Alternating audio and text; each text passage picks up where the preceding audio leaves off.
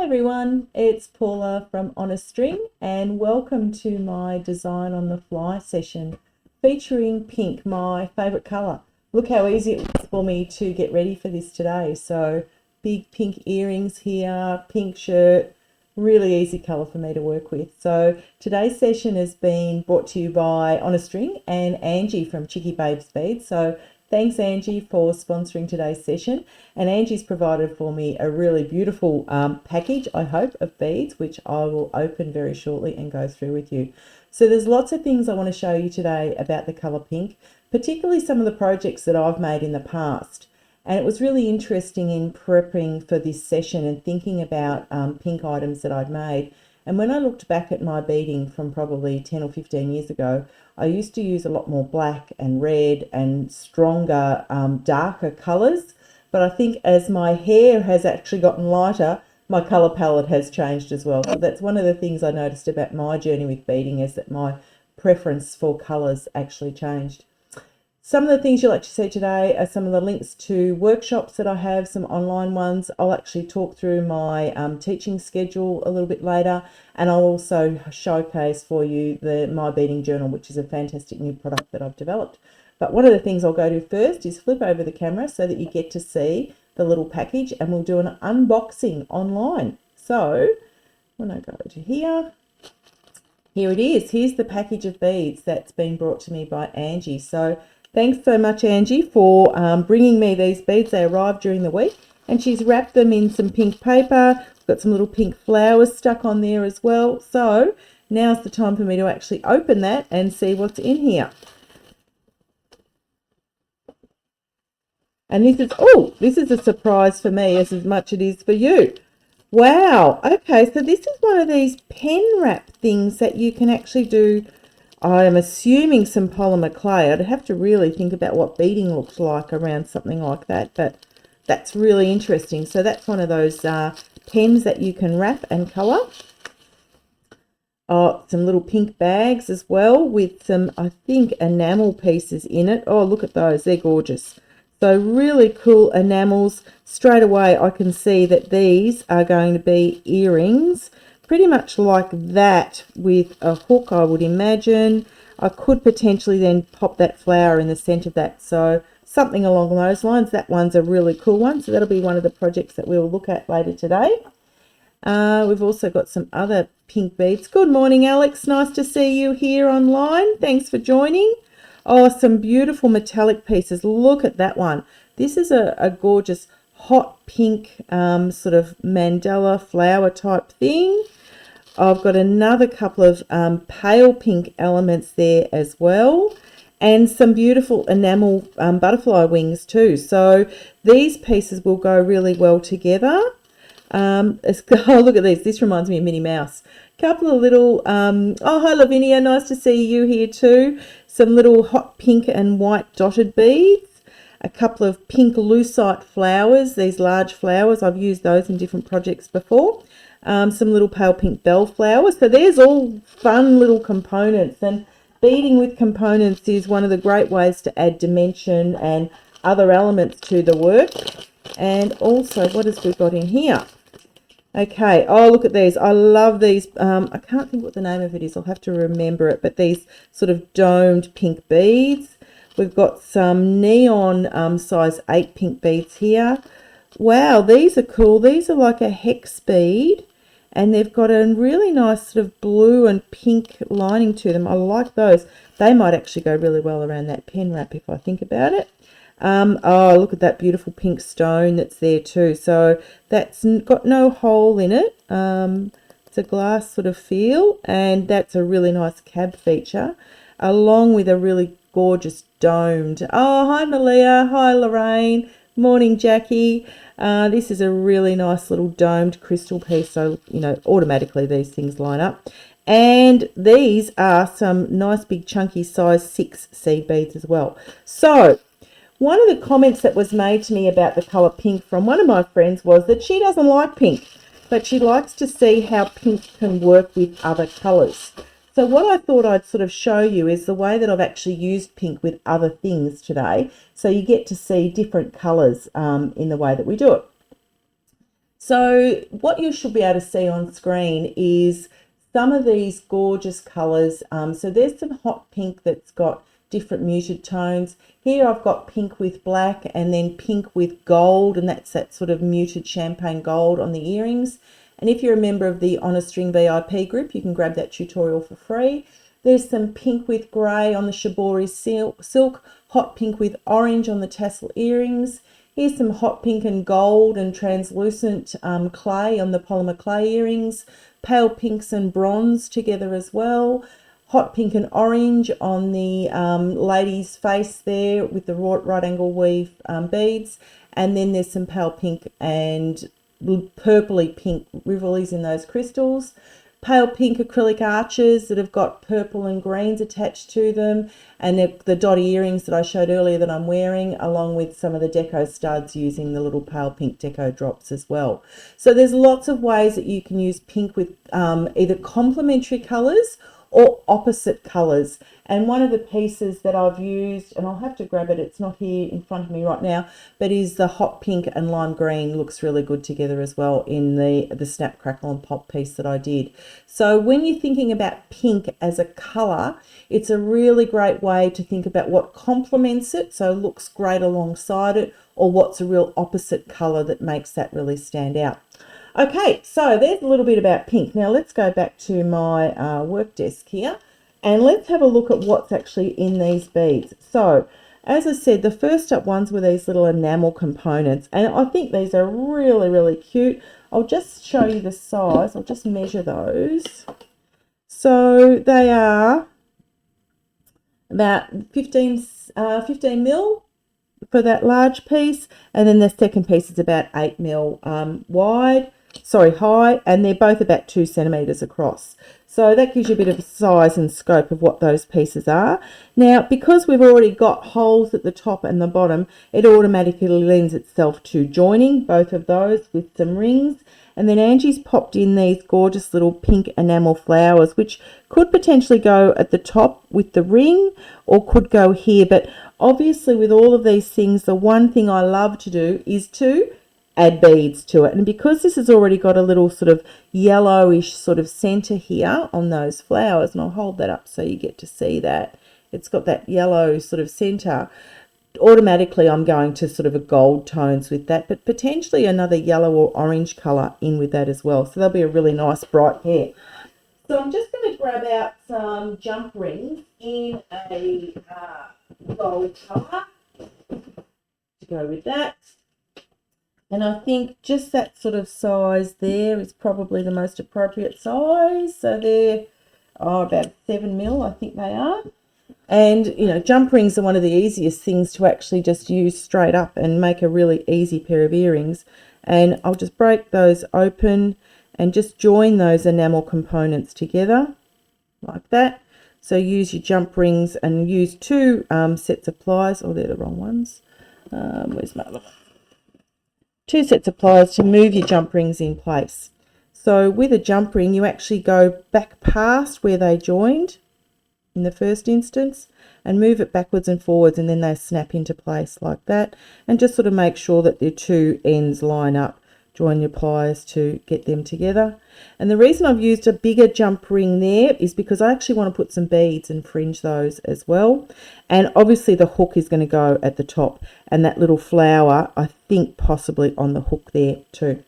Okay, so with this I'm going to use some fire line thread, so I'll just grab some crystal fire line for that. I'll just move all these pliers out of the way. Some crystal fire line, and not too much. We're not doing a huge amount of beadwork on this, but you know, probably about 70-80 centimeters. And I'll grab a trusty needle. As always, whenever I start my beadwork, I always start with a size 10 needle. I like to start with the biggest one and then go smaller if I need to. Okay, and now I just want to pop some beads around that ring just to sort of fringe them. So I'm automatically thinking that I'm going to need a couple of sort of complementary size 3 and 4 mil beads.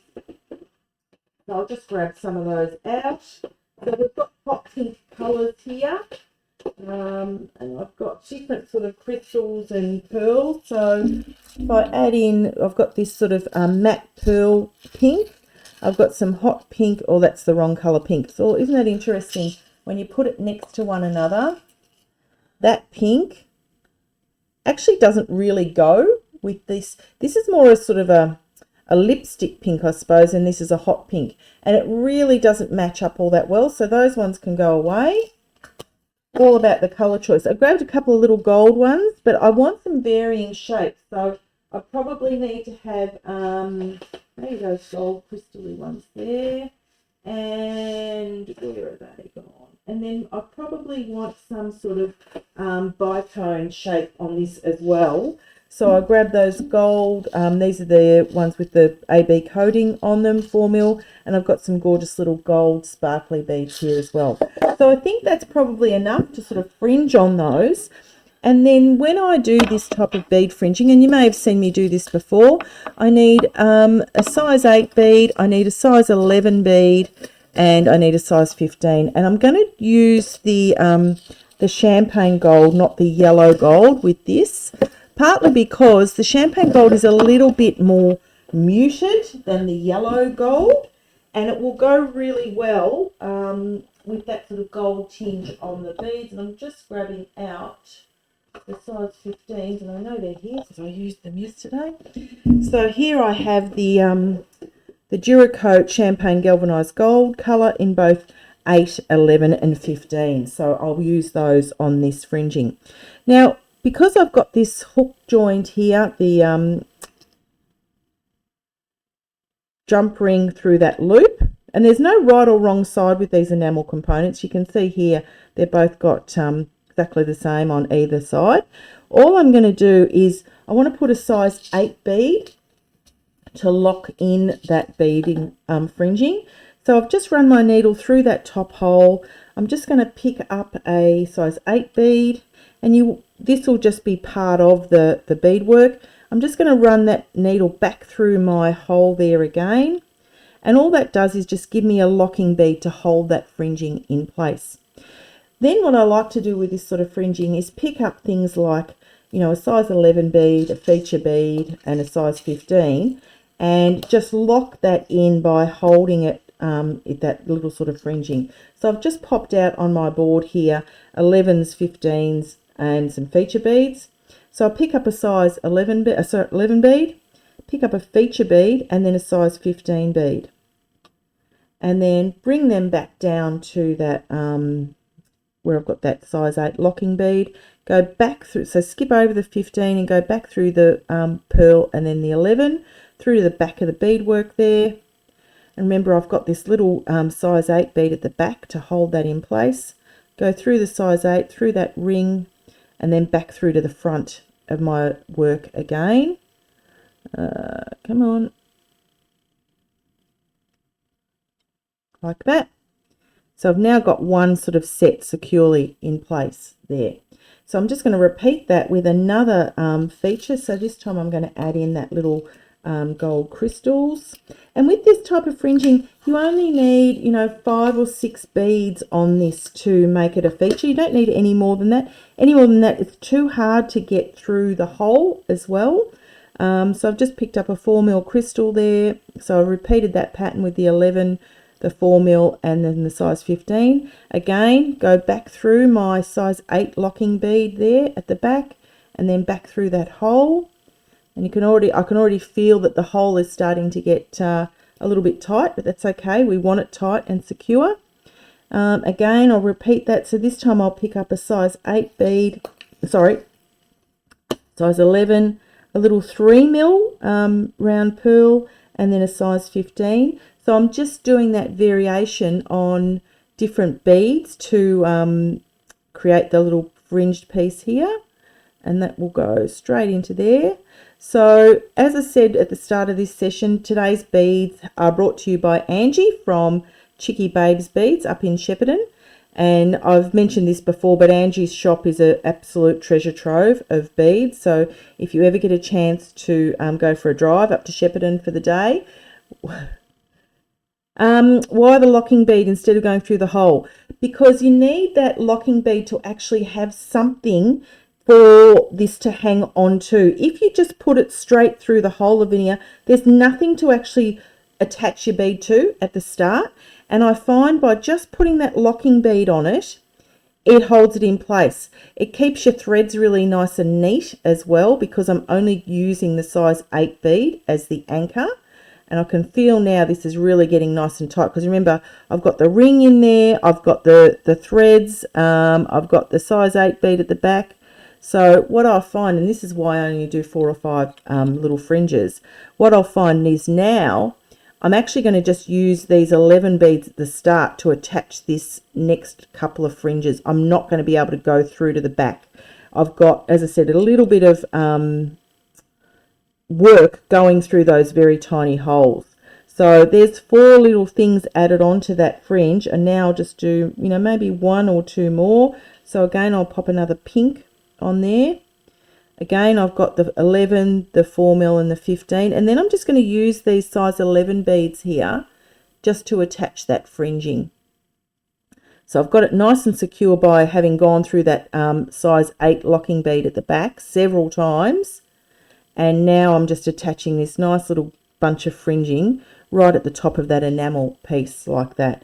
And I'll pop 1 more on, so be nice and even. I'll have 2 pink, 2 gold, and then 2 gold pearl on there.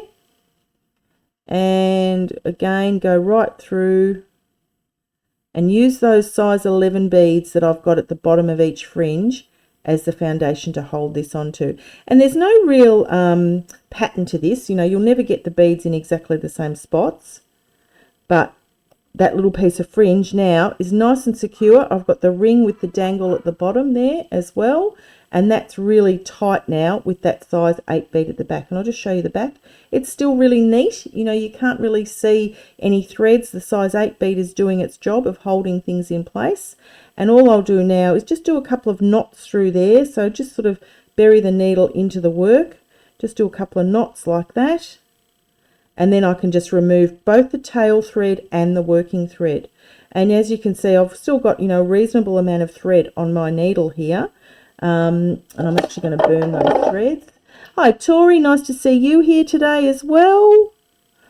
So this is my monthly session of Design on the Fly, or Facebook Live. So Design on the Fly featuring today, pink, my favourite colour, and with beads from Angie at Chicky Babes Beads. You can see there, if I just pop that on the flower, and my hooks, I'll have to find a hook that will go through. I think I need a round hook for those. I don't know that I have any here with me because they're out in the other room. So I will actually just grab a big round earring hook and push that right through that flower and through that component, and that will hold all three things in place.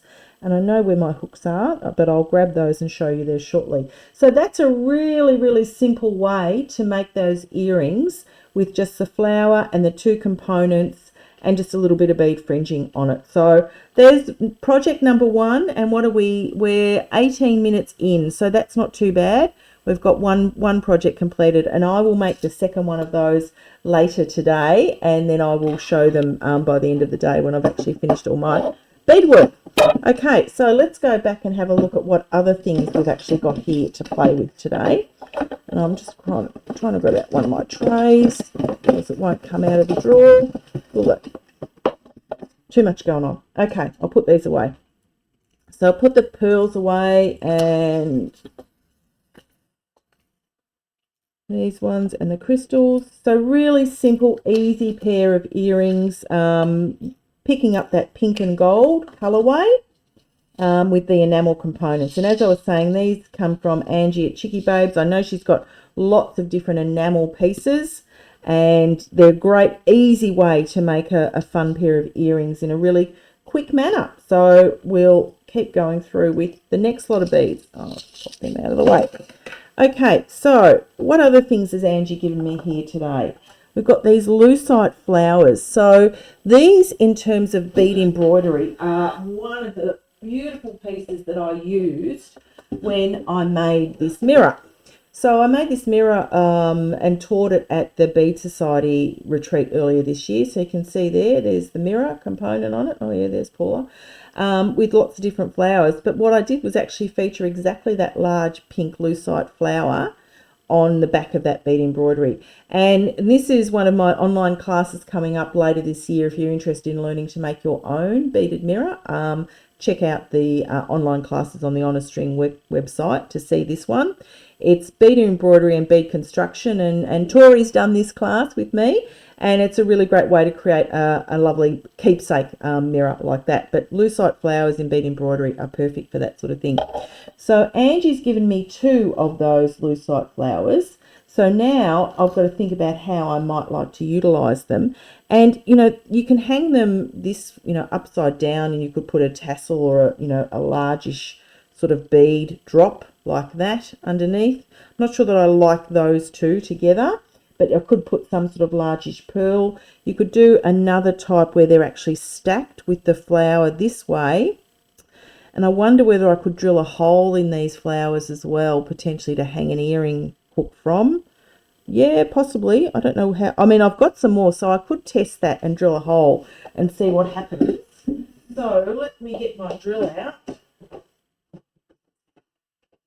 Real life testing with a drill. So when I use my drill, I have this lovely piece of board here that I can drill holes into. And I'll grab one of these flowers, and if this breaks or doesn't work, I can grab another one. So let's see how this goes. This is real testing. I'm putting it flat side down now.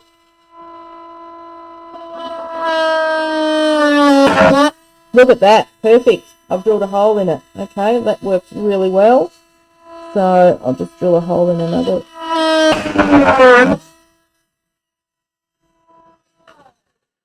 Okay, so I'm never frightened of trying to do that type of thing. See how that goes. I don't think this would work with a stud because it'd be hard to get a stud finding through. I'll show you why I don't think that, but a good suggestion, Alex. You could glue it, but the glued studs, they don't work very well on a rounded surface. They only really work well on a flat surface, or if you bead it over the top of it. And if you bead over the top of a rounded, you would end up with a too short a post to pop in your ear, I would think. So I've got a stud finder just here. So good suggestion, but yeah, if I push the stud in, potentially I could have glued that, but it's also, the stud finding is too big or wide for the depth of that hole, which makes the post too short there to go into your ear. So they've got to be a certain depth to go in your ear, because otherwise they just fall and flatten. So it also won't work as a glued stud finding either, because it's a flat surface against a round surface. Anyway, I've drilled the holes now, so guess what? They're going to have a hole in them. And the drill has just created this little burr, but that's okay. I've just flicked that off my piece like that. And then I'll be able to pop a earring hook onto there. Okay. So I'm going to combine that with that little pink bellflower as well that Angie's given me. I mean, again, really simple, easy way to make a pair of earrings. And I could use potentially a large hook with that. So a large hook that way. That's probably what I'll use on those ones. And I think this lends itself really nicely to some metallic components. So let me find my metallic component box here. So some sort of metallic flower in the center. Again, I might pop rose gold with this rather than yellow gold, and I will have to find my earring box, findings box to do that, but that's okay. So I could actually pop the metallic piece at the back of that flower like that, and then the little pink bell in the center. So I think those 3 components look really good together. And these metallic pieces, they're flexible. You can actually sort of move the doming and the shaping. Yeah, oh, hi, Anita. They do look a bit like fuchsias, don't they? So I can squash that metallic dome so it fits right into the center there. I've just sort of reshaped that. And then by the time I pop that little bell on there and a nice rose gold hook, I think that will work. That one's missing a little stud, little fringe. Got out another, and I will get some of the large rose gold hooks out of my earring box. I left it out in the other room. I didn't bring it out here today, but I'll grab that. Okay, now obviously with that sort of bead, they need a bead in the center to hold them in place. And because I'm going to use rose gold, I'm going to grab a really nice coppery pearl, just put right in the middle of that. And that's all I'll need is just one pearl right in the center. And again, I will use a locking bead to hold that in place. So metallic bits, I get them, a lot of them I get from AliExpress, to be honest, which you can, Temu, one of those sites, you can actually get, you look for metallic stamens is the word for these. So yeah, if you're looking for metallic pieces like this, and as I said, I've got a whole box of different stamen type metallic accents. AliExpress is a really good place to get them. Okay, so I've drilled the hole in there. I've got my little metallic fringed stamen here. I've got my little pink bell flower, and I'm just going to pop my needle all the way through all three of those components like that. I mean, talk about quick pair of earrings. This is a really nice, easy one to do. Again, I'm going to put my locking bead at the back. So I've got a size 8 bead there on the needle, and I'll push that all the way through. And I always start from the front with these and then go through to the back, because I find that I get really good tension then on holding that, because I've still got my tail thread here at the front, and I can then pull that really, really tightly, and the tension holds all of that in place. You may have seen, I just, with a group of my friends, we did a whole lot of shrinket flowers a little while ago and made a vase covered in shrinkets. And this is a similar technique that we used to create all of those flowers, was just use this front to back bead fringing. And that technique, with 5 of us sort of doing it at once, we worked out that was the best way to hold those beads in place. Look at that. That's actually come up really easily, quickly, for a really beautiful flower. And I'm going to just use that locking bead again to go through there, go all the way back through those beads. So I'll go through the stamen, the bell flower, through the 4 mil and up to the 15. And by the time I go through this another time, it's actually really secure, and then I'll just have to do a couple of knots in that. So you've seen me just drill on the lucite flower, and I was confident to do it because I had others in case it broke. But now that I've tested it, you can all give that a go as well. And drilling that actually just made it become a feature in its own. I didn't have to include that.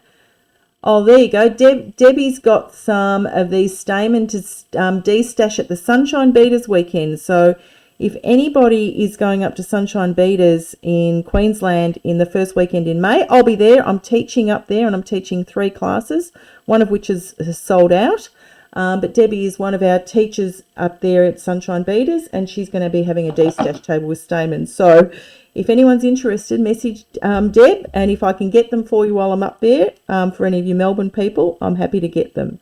So I'm now just going to go through all of that again. So I've now been through that pearl flower combo several times. It's really firm. It's really tight there on the flower. I'm just going to use that size 8 bead just to do a couple of tie-off threads at the back.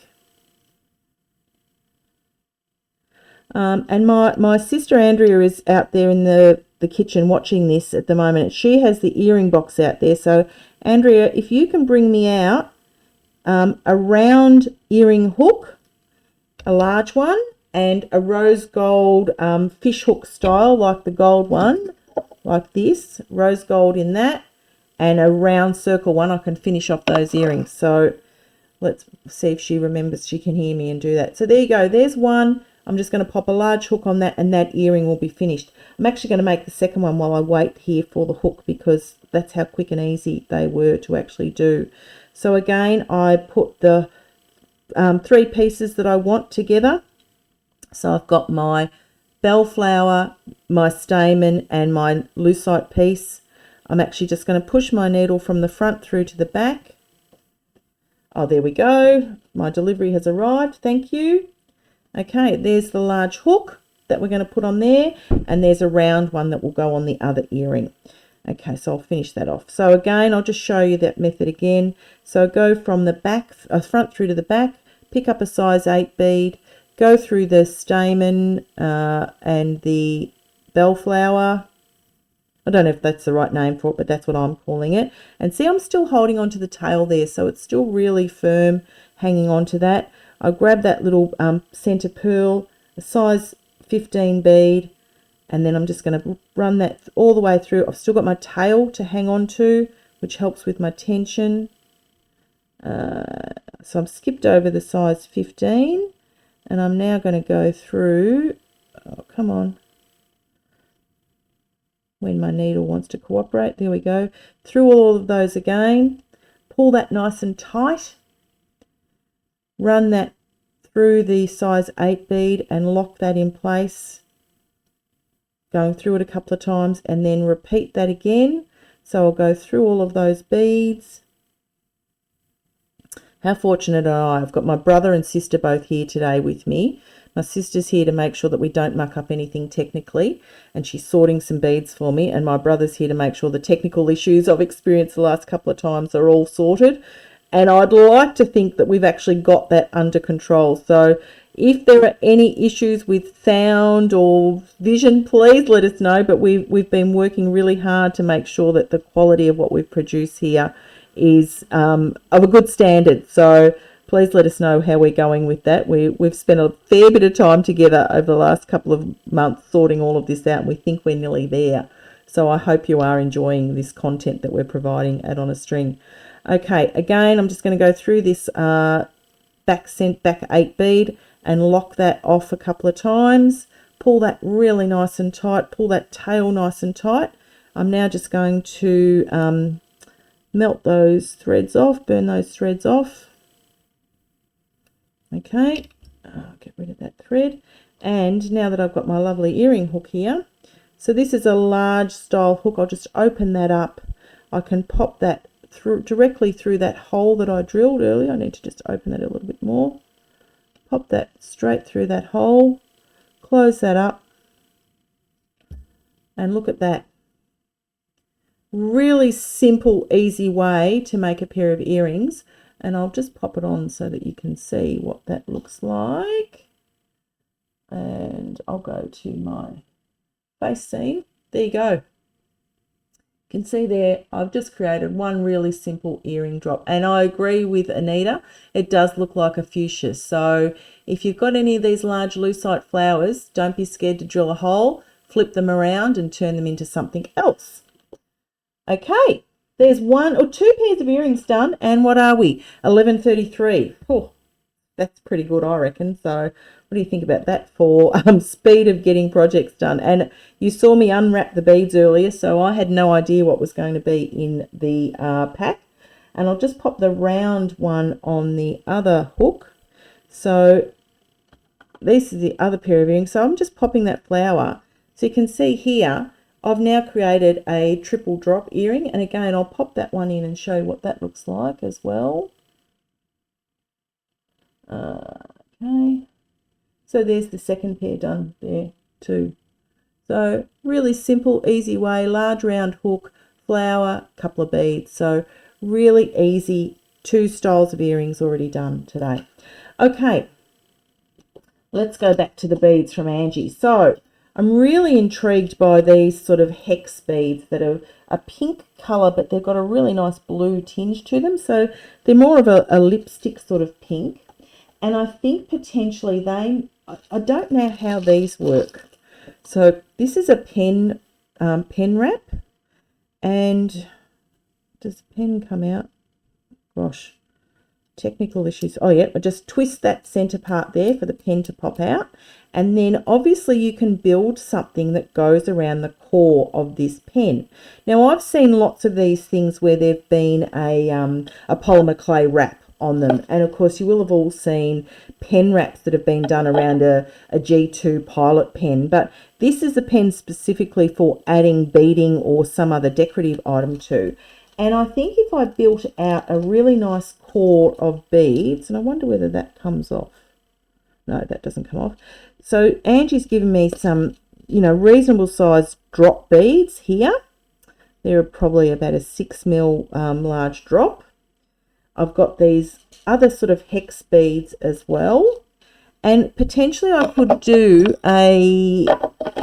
some sort of large cylinder bead. Okay, so large cylinder bead goes on there.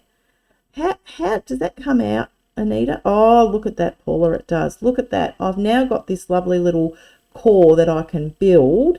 So a large cylinder bead. So something like, it's a miracle. Okay, so that might go there. And if that one goes at that end, then I've got this little core here that I can build. A crawl would work for this, Anita. Exactly. I can build a little tube. So how big is that? Let's just measure that.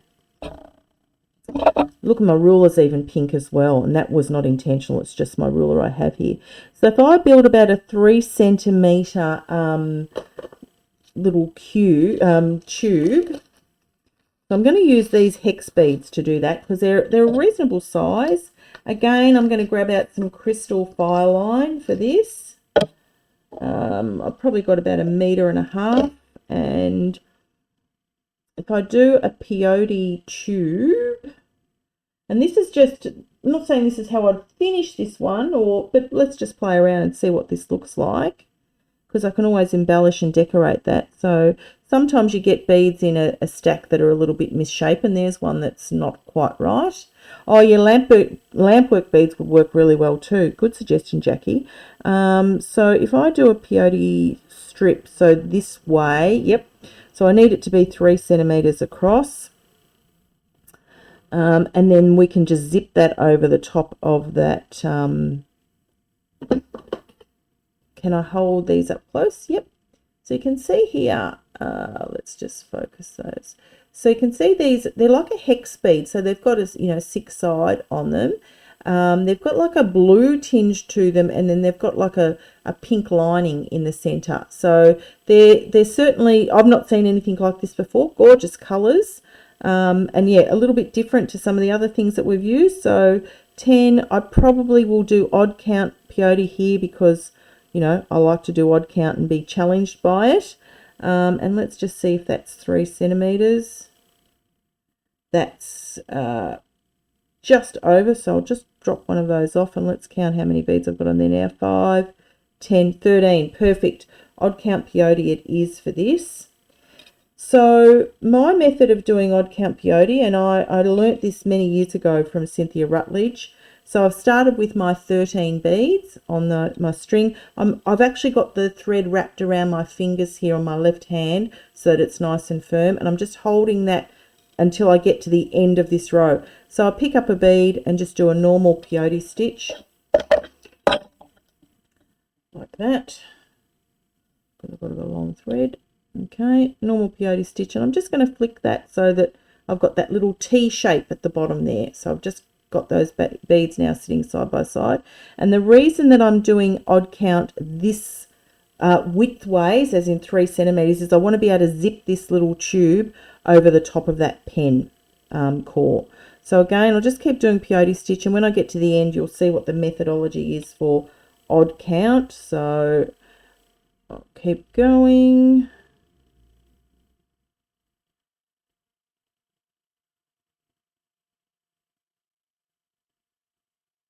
How easy was it for me to work with my favorite color today? It's going to be really interesting in my next session of Facebook Live, again on the second Saturday of the month, is featuring Vintage Beads by Nez. So when I'm doing my odd count, I'll come back to that in a second, but when I'm doing the odd count, because I've had an odd number at the end, I've actually gone through 2 beads at the very end here. And now when I pick up my next bead, I'll come back up and I'm stepping up through the previous bead added, and here is my perfect little section of peyote stitch here. But what will happen is that step up and step down moves now every row. There's lots of different ways to do odd count peyote, including wrapping your thread around and threading back and up through work, but I find that this method is the neatest. It gives a really nice finish on both edges of your peyote strip. Yeah, really, really easy way once you understand the logic that you'll step up and step down with every row.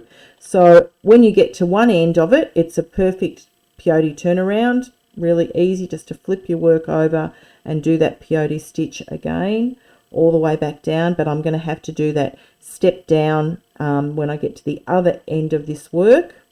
So I'll keep going all the way through. Step down in a moment. Okay, so I'm at the step down point now. So what by step down, it means that I'm actually going to go through 2 beads. So I'm going down to the previous row. I'm going to add 1 bead. Flip over my work. Add 1 bead. And now I'm going to step up. So I step up through 2 beads. You can see now that step up and step down has moved across. But again, when I look at my work like this, I've got a perfect section of peyote in odd count. So if you can master this, I actually much prefer odd count peyote to even count. I like having a center bead for when you want to join things together. Center bead in terms of pattern design often works a lot better as well. And it's a way for you to actually have a really even pattern on your peyote work by using odd count. So if you haven't mastered it, have a go, or I'm happy to show anybody at any time how to do this. It's something that I do in some of my classes as well, but always happy to have a chat with somebody if they're interested in learning more about odd count peyote. But it certainly is an easy way. So you can see there I'm stepping down through 2 beads and continue on. So I'm now in the previous row. And when I get to the end, I just flip over my work like that. Do a normal peyote stitch for a couple of stitches. And now I'm in the step up phase like that. Okay, so I've now got 4 rows. Now I'm going to wrap this around this tube. So how many rows am I going to need? Or more than that, Paula. I need double that. Okay, I'll keep going. Okay, so as I said a little bit earlier, my next design on the fly is going to be featuring vintage beads. So Nez, this will be the first time I've done this with Nez from the Bead Nerd. And Nez has a huge range of vintage beads, so she'll be my supplier for the next design on the fly. So again, who knows what I'm going to get with those. And then the one after that, pink, super easy for me to do. The one after that, I'm really challenging myself, and I'm using yellow. Now, I would very rarely use yellow in beadwork. I think my yellow bead drawer has got about 4 things in it. So I'm really going out of my comfort zone in doing a yellow challenge. So if you've got any suggestions, let me know. But Linda from Banjo's Beads will be my supplier for the yellow bead challenge, and that will be in May. So again, it's the second Saturday of every month, around 11 o'clock when we go live, and I will be aiming to do something hopefully spectacular with a yellow set of beads. So that will be really interesting. And there's lots of different things coming up on a string, lots of teaching things happening. So I'm just going to flick and show you the urchin class. So this is coming up. There's 3 sessions. There's the 23rd of March, which is a Saturday in a couple of weeks. There's the 26th of March, which is a Tuesday evening, or the 2nd of April, which is a Tuesday afternoon. And I normally work full-time, but I'm on holidays that week, so that's why we're doing a Tuesday session. Your urchin kit, there are 6 different colorways of urchins, and your kit comes with all of the beads you need for that. It includes the 3-hour Zoom class with me, so it's a tutor-led workshop, and includes postage or delivery to you. If I know you, you might get it delivered personally. And if I've got a post, I'm happy to post as well. And that includes postage for internationals too. So if you're interested, by all means, jump onto that link there, the On a String Workshops link, and book your class. One class is almost booked out. The 26th of March class has only got one spot left in it, and I am limiting my class sizes to 8 people each. So at least, you know, lots of people will have opportunities to have conversations and get your beadwork well and truly looked at. So if you're interested, book into one of the urchin classes. So I hope to see you at one of those soon. And the other class that I mentioned earlier was the mirror class, which that one is in May. So I haven't got a video for that one, but I'll create that for next time. But urchin is coming up really quickly, and it's lovely to see some of you that are listed here today are participating in that already. So I really appreciate that, and thank you for your continued support of the work that I do here at On a String. So I'll just pop out some more of those beads. So while I've been talking and showing, I've been building the little peyote strip here, and I think I'm probably going to need about maybe 10 rows. And the way that we count our rows with peyote stitch is you count the edge beads. That's the number that tells you how many rows they actually are. And I will have to make it a zip row, which means I'll need to make sure that I've got the beads to zip these together, but I'm just sort of building that core. So that's pretty flexible now. And is that going to fit? Sue, I will bring all of the urchins tomorrow. So if you're at the Bead Society meeting tomorrow in Melbourne, I will have all of the urchins there for people to actually see. Nice to see you here, Sue. And some of you, I'll have your kits ready for you tomorrow as well. Okay, so that's ready to zip up now. So in terms of zipping up, I need to have, it's like when you join bricks. So I've got my outer beads here on this edge. So what I want to have on this side is my upper beads. And I'm actually going to go back and remove that bead right at this end because that's an outer bead the same as this one. And what I'm going to do is actually just break that. That's probably the easiest way to do that. Let me just grab a pair of pliers to do that. I'm just going to break that one there because I don't need that one. Okay. And now I'm going to zip up this little core, but before, oh no, I can join it on afterwards. Okay, so to zip it up, I'm just going to fold it in half. And those hex beads, you can't feel that, but they click really nicely in folding those in half. And I'm now just going to zip this tube of beads together. So zipping is exactly what you think it is. It's moving, sorry, I went the wrong way there.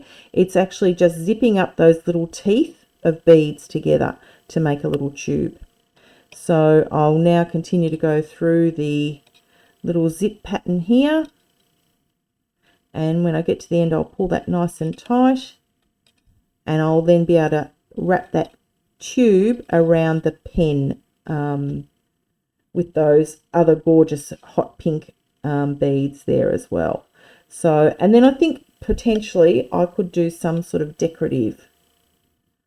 Lavinia would like to see how the urchin sits when wearing. Absolutely. I will show you that later if you like.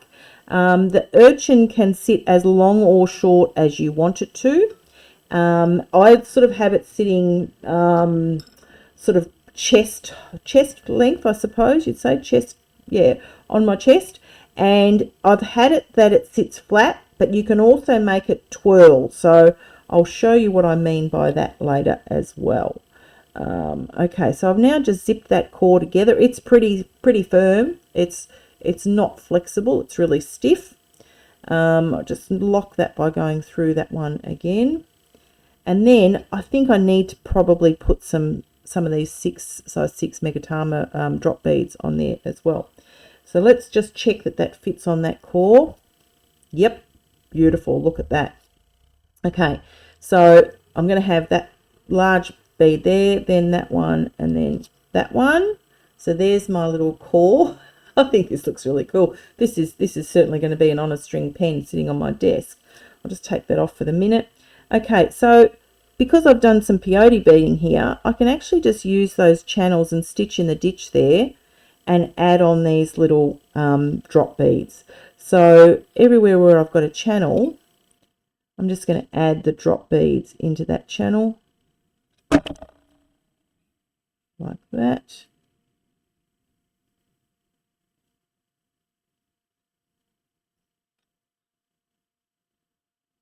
Okay. So got some little spikes sitting out the side there. Okay, I'll get rid of that tail shortly. You know how I feel about tails, can't wait to get rid of them. I'm going to do some more spikes up another side channel here. So I'm just moving my needle to come up through the next channel. And with this sort of little peyote strip, because I'm using, these are probably a size 8 hex bead, it made up really quickly. If you're using a finer bead, a delicate bead, etc., you've all, I think a lot of you have seen those sort of pen designs and pen wraps. So you can certainly do a pattern with a smaller bead. This size bead, I think you'd struggle to do any sort of real pattern. So instead of doing a pattern, I'm making it a feature by doing the drop beads on there. So I'll continue to just add these little spikes on my pen. I'll come all the way through that. Okay, I'm just going to get rid of that tail because it's annoying me, so I'll just melt that off. Again, I'll find the next little channel here and pop some more drop beads on here.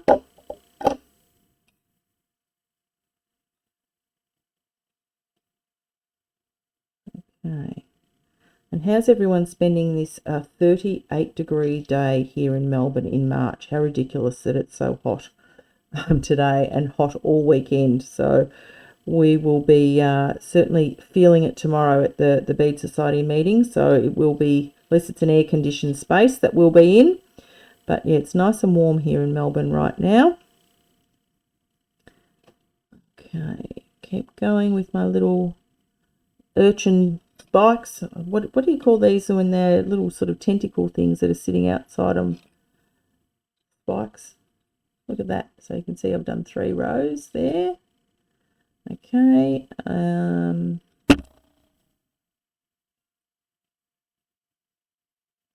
how many rows did I do? I did 6 rows. So that should be, and as I said, that's how you'll count that. 1, 2, 3, 4, 5, 6. So it's actually then 12 rows of peyote because you count the sides and double it. So 12 rows to make this little tube. So if you're thinking about grabbing one of these little pens from Angie's bead shop and the pink beads, you'll know that you need to make it's a 13 beads by 12 rows little strip to create this sort of little pen wrap.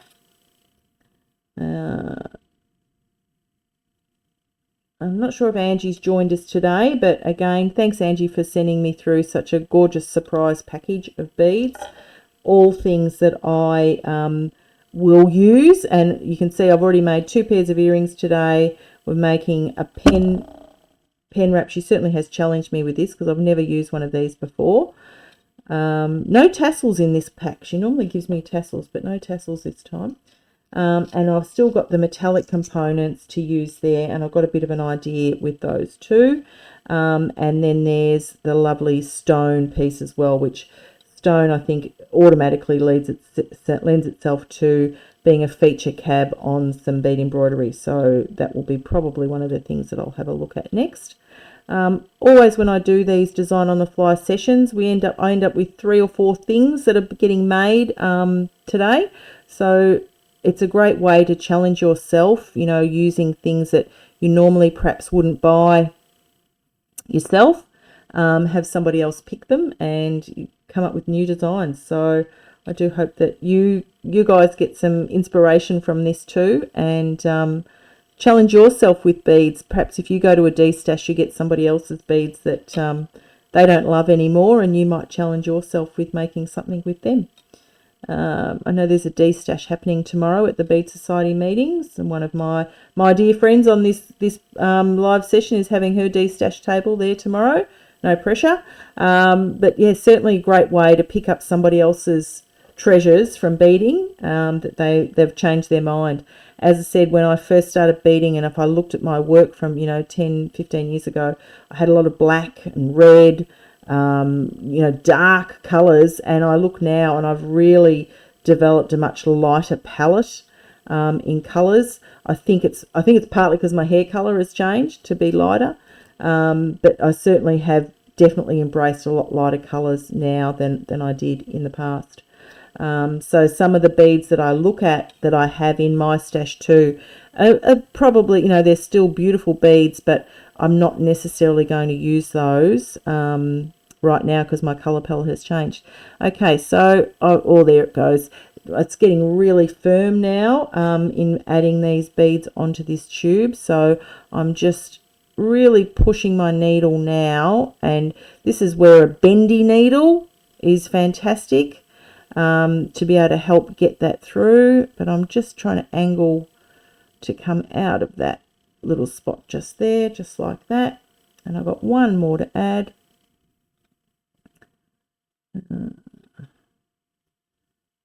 Okay, so I've now got all these little spikes wrapped around that tube. Okay, and what I really need to do now is just finish off that thread. So I'll just go through a couple of beads and then knot that and get rid of that thread, working thread on there. Like that. Okay, and I'll get rid of that. And let's build our pen. Okay, so I've got the core that I've taken out of the pen. I'm just going to pop that white and hot pink bead on there. I'm then going to pop my little tube that I just beaded. And come on, behave. See which way it wants to go in, like that. I'm going to pop the other core bead onto that core, and then I'm just going to screw that all back together. Did that go in right? I don't think so. Maybe I'll just muck that threading up.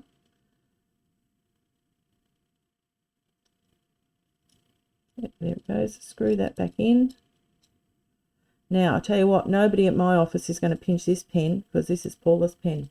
And to drop that pen up and down, maybe I've gone too tight. There you go. Just turn it and the pen drops up and down. Look at that. How cool is this? This is certainly something I'll be able to play with when I'm at work with my little beads. It's got a really nice touchy feel to it. So, oh, I'm really wrapped with that. Great little pen wrap. It's got some nice big drop beads, a little spinning part on here as well with some odd count peyote. So, what do we think about the pen? Something different. And I'm just going to pop those beads away. So far today, what are we up to? 11:57, and I have made 3 things in an hour. I reckon that's pretty good. 11:57, we've got 2 pairs of earrings done and a little pen. So one of the ways that I like to sort of keep track of some of the work that I do is in my beading journal. So I don't know if anyone's actually, I think a few people have got this now, but it's been a really good resource to actually track my beading work in here.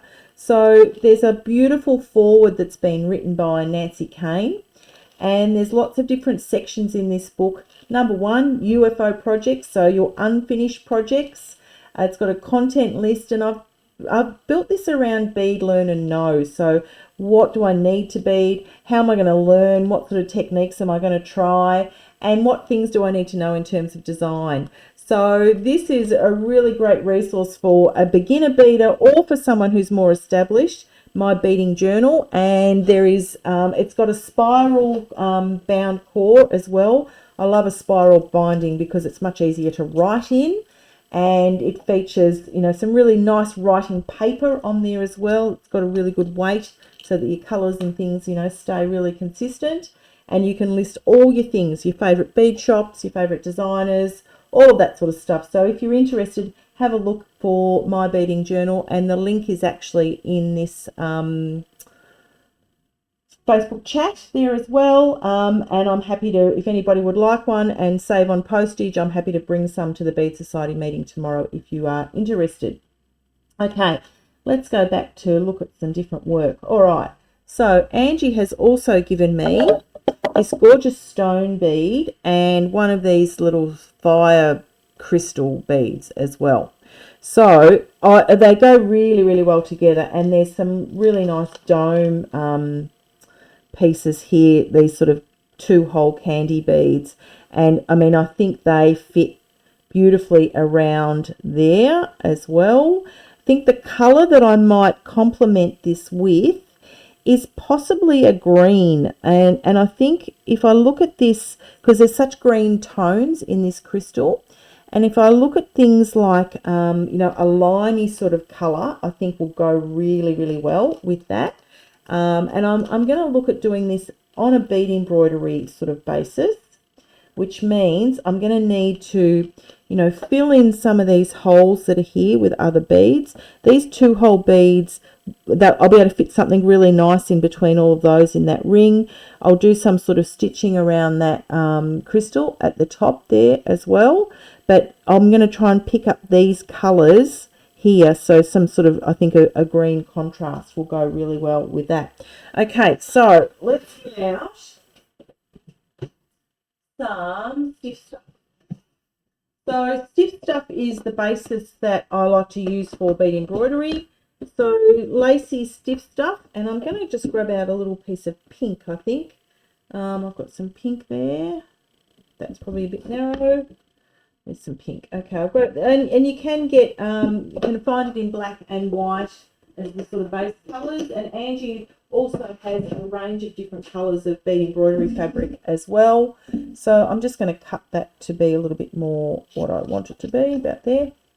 And pop that on there. So now this will be my foundation for actually dropping that. So one suggestion will be to do it this way. Another suggestion might be to do it, actually I think I like it that way better. Yeah, I think I like that way. So let's have a little bit of a vote. Will we do the cab upside or downside? Oh, if Brian can actually put a poll in there, we might be able to work that out if he's listening. I think I like down like that, but I'm happy to hear suggestions up or down. So while the votes are going to come in, or comments, I'm actually going to attach that little fire crystal there. So the first thing I'm going to need is some glue to glue that down. And for this type of thing, I like to use an E6000 glue. And I'll grab some of that. And the E6000 glue is what I'd like to use for some beading. Down for Lavinia. Okay, anybody else got any other suggestions, up or down? I'm with you, Lavinia. I think down is the way I want to go with this. And there's my glue. Okay, a triangle. All right. I need to down. Oh, down. It sounds like a Coles ad. I need to give Brian more than 30 seconds notice, he's telling me. Okay. He's probably too busy out there chatting to my sister. Hi, Angie. Nice to see you here. We love our pink surprises. Have you seen what's been made so far? Because if you haven't, I'll do you a little... Oh, okay. We've got an opposite. Alex has said up. Okay. A little bit of glue on there. And I'll just leave that sit there for a second. Okay, I'll pop that out of the way, and let's do a show for Angie and show her what's been made so far. Okay, so the little lucite flowers you gave me, I drilled a hole in them. I've added some stamens and a little... Yes, Brian is trying and he's not chatting. Okay, Andrea's on here as well. Andrea is my sister. So I've added the little bell flowers and just put a little size 8 bead, large hook, and created a little pair of fuchsia looking earrings with the lucite flowers. The enamel pieces you gave me, I've joined the two together with a ring. I've created the enamel flower at the top and put a large hook ring on that, and just created some little dangly earrings with those as well. And this is the surprise one. You really surprised me with the pen. So I did a little peyote tube there, popped the two larger beads on there and the drops, and I've made a really cool pen. So this will be a lovely distraction for when I'm, just want to fidget spin with this pen. So there's the 3 things that I've done so far, Angie. So I hope you like them too. And I'm now going to just do a little bit of work on the drop. And I think down is the winner. No, it's not an earring, Sue. This will be a pendant because Angie's only given me one of these, but that's okay. I think this is a pendant, and by the time I add out more beads on here, will actually become really full. Oh, look, he's put up a pole thing here. Okay, we'll see how that goes. All right, so I'm going to do some bead embroidery around here. And as I said, my complementary colour to this is, or opposite colour, is going to be lime. I feel like lime and copper are going to look really good with this. So I'm going to grab out I've got several new lime beads here. And I've also got some zest beads somewhere. And the zest, I really like that colour. I know where they are. They're over there somewhere, I think. Okay. So I've got this lime here, which is the kiwi lime. And this is one that matches exactly to the delicate colour of kiwi, which I love that colour as well. And I've also got this zest, the galvanised. So lime or zest with pink. I think it's this one here. I think this lime kiwi is probably a little bit stark. Good job, Brian. Look, you're getting some positive feedback. Thanks, Lorraine. I think I'll use this zest colour. So I really like this limey zest galvanised bead. So I'll pop some of those out. And yeah, it's a gorgeous colour, isn't it, Lavinia? I really like it. It's a yellowy green. And, you know, as I said, yellow is not one of my favourites, but I do like the zest colour in the Duracoat galvanised beads. But now this cab that I'm looking at, it's got a sort of a raised edge here. So I'm not going to start with those. I'm going to build that out. I'm going to pop a size 8 bead in there first so that I've got a little bit more guts to build on. But I think I'll actually do a coppery coloured size 8 bead. Coppery coloured. Let's grab one out. Yep. I'll grab my other permanent favourite is the rose gold galvanised. So, because what I want to do is just pad that channel out a little bit so that my beadwork, my other complementary beadwork is going to sit there. Okay, so I'm just going to pick up 2 beads at a time to start with. And I'm sort of going underneath that little channel there.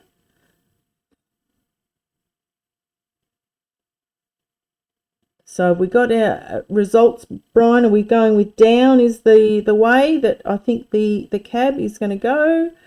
So I'll just run those all the way around. So again, I've just picked up 2 beads. When you're doing capturing a cabochon with bead embroidery like this, odd count does not work because you cannot peyote with this afterwards. It has to be an even count. So it's why you pick up 2 beads rather than 3. So 2 or 4. One of the tips I picked up from Katrina at a class that I did with her last year, she always picks up 4 beads. So that's why she's such a fast beader as well. So if I'm doing a big piece of bead embroidery with a cab on this, I would definitely pick up 4. Because these are a size 8 bead, it's going to build pretty quickly anyway. I'll just probably just stick with 2, but you certainly can pick up 4 as well. So the crystal here is giving such a beautiful shine, which you can see that when downwinds. Excellent. Thank you, Brian, for that. Okay, so I'll keep building those, this little row around the piece here, getting all that gorgeous shine off the crystal. And Angie, what were your thoughts? Pen wrap, earrings, were you happy with those? I hope you like what we've done so far. I really love all the little components. The metallic pieces I'm going to go to next after I've used these ones. Angie has a great range at her shop in Shepparton, as I said. So I am teaching there on the 13th of April. I'm doing 2 classes for Angie. One is the Shrinkets class. So if you're really interested in doing Shrinkets, please come for a visit up to Angie's shop for the day and take a Shrinkets class with me. And I'm also teaching the carousel pendant as well. So we're actually going to be doing 2 great projects on the one day. So if you're interested, get in touch with Angie from Chicky Babes Beads and come for a day trip to Shepparton and have a class with me. And with Angie's shop, make sure you bring a big bag to take home all the beads that you're going to buy, because it is an incredible space to actually see all the different things. And she has a lot of really varied components. So yeah, if you're interested, by all means, get in touch with Angie from Chicky Babes to come and do the Shrinkets workshop and the carousel pendant class and have a day trip. So she's given me a really great selection here today, so I'm really looking forward to going back up there and seeing what else. Okay, now I've done even all the way, and I've got a nice gap here. I'll just hold that. Okay.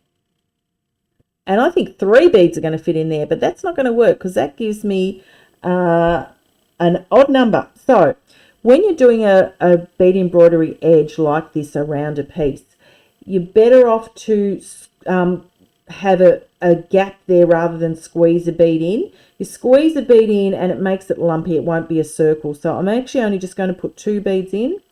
And when I pull that tight, that gap has just disappeared. So I've now got my odd number. Terrific, Sue. Thanks for joining us. See you later. I've just joined that now by going back through. So I've now got a really nice even number. You can see here how that's going to look there with the bead going down. Okay. All right. Now, because I need to capture this cab or this crystal, I need to actually do some peyote stitching around here. Now, you generally start, I'm going to do a green colour actually next. You generally start with, a size 8 bead or an 11 bead to start with. And I've got this other nice green. This is called spruce. Let's see what else I've got here. Spruce, or I've got this other one which is called jade. No, I don't mind that one. Oh, no, maybe it might need a pink, actually. So I know which one I'll go to for the pink. Will be this one. Oh my gosh, this is possibly one of my new favourite colours of all time, which is this opaque fuchsia luster. So I'm going to do 2 rows of size 8s because the 2 rows will build up my little walls on the side, and then I'll reduce the bead size to an 11, and that will then make it come up the side and over the edge of the cap and hold it in place. So I'm now just going to do another row of peyote stitch, and I've popped in the hot pink opaque fuchsia in there, and one of them just dropped on the floor. Pop that in like that. So now what that starts to do is build up that little wall on the sides. Andrea says no to the second colour. Oh gosh. Well, Andrea can wait and see what this looks like. No to the green or no to the pink. I think it needs a little highlight of a green in there, but it'll be a pink, rose gold and green finished piece, because the other pieces that I want to put in here are those little cone shaped 2-hole beads, and they're going to complement that cab really nicely. So again, you can just see I'm just doing my row of peyote stitch. Hi Meg, nice to see you here too. Thanks for joining us. Hope you're doing okay. Okay, pop that in there. So again, I'm just going to step up at that last row just there. Pop that over the top. That one go into place like that. Okay, so now I've got the pink all the way around, and now I'm going to do another row, and I think I will do a green row.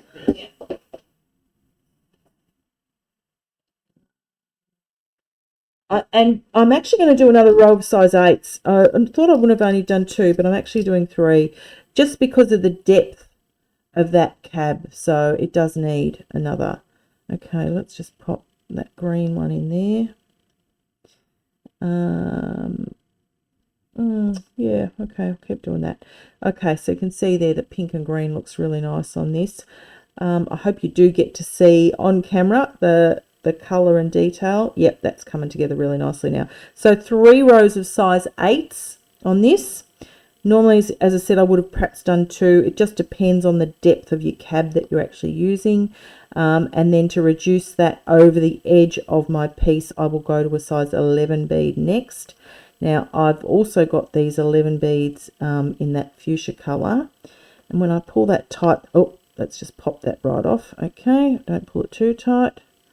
pop it back in. As I've said on these, when I do these in the past, it's always warts and all. You get to see when I make mistakes too. Okay, go back in. Yep. I'm now going to start to close that in by adding in other beads. Now, because I'm still a little bit gappy here, I think what I'll do is add 2 size 11 beads in between each gap. 2, maybe 2. Yep.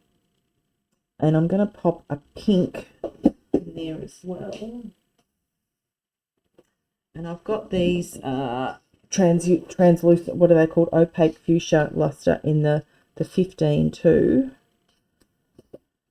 Okay. I'm possibly going to run out of thread on this, but let's see. Okay, so I'm just going to pick up a lime, a pink, and a lime, and I'm going to go through the next green there like that. But I'm going to come back and make a little point out of that 15 bead. So a lime, a pink, and a lime through the size 8 bead. Yep, that's going to work. A lime, a pink, and a lime. And I'm going to make little picots with those pink beads next. Look at what I'm going to do. Ignore what I just said then. I'm going to take the pink out for the minute. I'm just going to pop the lime in, and then I'm going to pop the pink in afterwards. So that will tighten that. Okay, just rethread it. Again, it's always warts and all when I do this stuff because I am literally designing on the fly. So making this up as I go along. Okay, so 2 limes in between each green like that. 2 limes.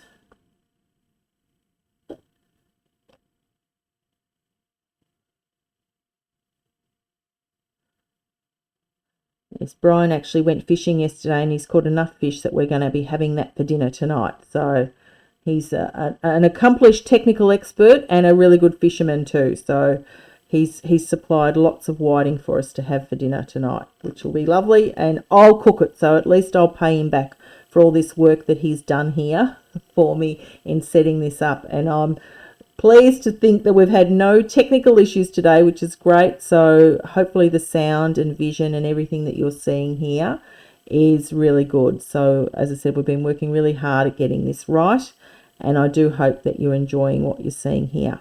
Okay, so I'm just going to step up through the center of one of those lime green beads there. And I'm now just going to pop a size 15 bead in the middle of those. And that's going to create a really nice little picot for me.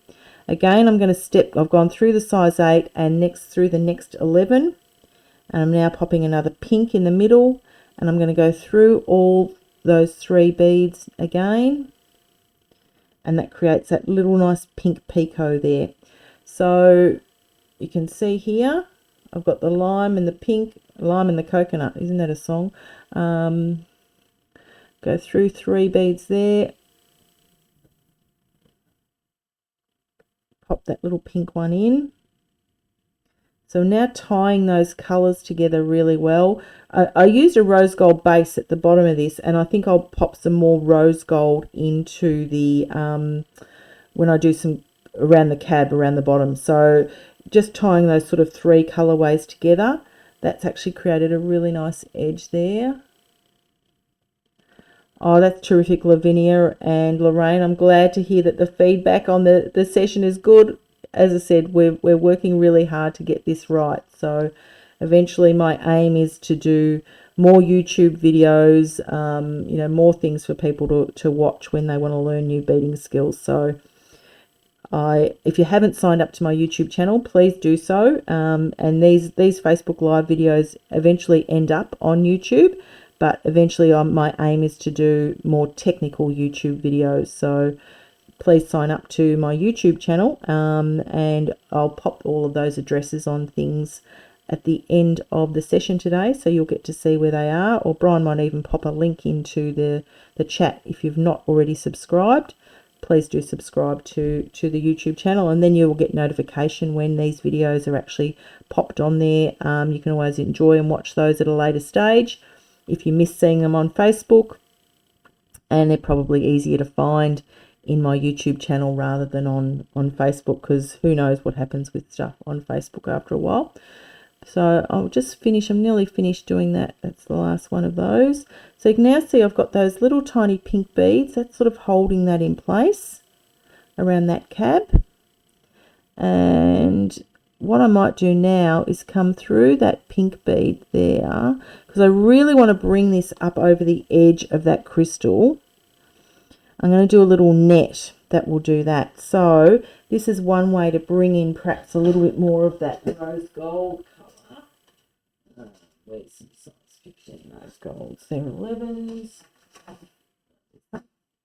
So I'm actually just going to try and make a little net that brings those 15s together. So if I pick up 1, 2, 3, 4 maybe size 15s in the rose gold, I'm just going to go through that next hot pink one there, and I want that on the inside over the top of my beadwork. I think that's going to work, or maybe just 3, not 4. So again, I've used that rose gold in the light copper, the PF551, my favourite rose gold colour. I use that in lots of different things. So I'm just using that to net those size 15s together. Yep, that's working over that. So I've got 2 different greens, a pale pink, hot pink, and a rose gold to make all of these colorways, and I'm just netting that over the top of that crystal. Different cabs require different lengths or heights of walls to capture them in. The only problem with these PF551s when I use a size 10 needle is sometimes the 10 will not go through those coated beads like that. See how they jam on there? So you know what I'm like, I really don't like a skinnier needle, but for expediency I will go to a skinnier needle for this. So I think this is probably, what did I just grab there? This is definitely a thinner needle here, because I just find those PF beads, the permanent finish ones, sometimes trying to get that size 10 needle through on the 15s, it's a real challenge, and I end up piffing half of them, away from the desk and in frustration. So I'm just better off to swap to a smaller needle, really, so that I don't waste that much time. If I can find one that I can thread easy, that would be great. Okay, because I'm nearly at the end of my thread here too.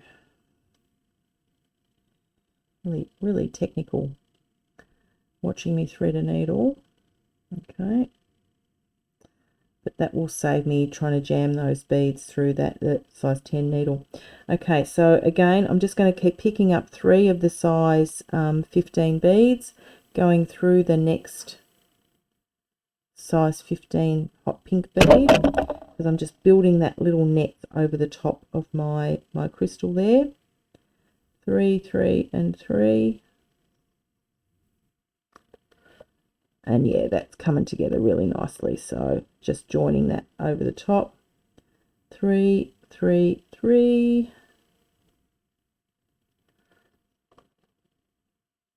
Oh, that's just skipped one. Actually, I probably like that better. Sorry, I'm just going to undo that little bit that I just did. Ignore everything I just said about 3, 3, and 3. What I think I like is this idea of skipping over one. Yeah. So one of them popped out there. I'll fix that in a minute. So if I skip over, you can see here it's actually created a looser net, but it gives that little crystal shine through there as well.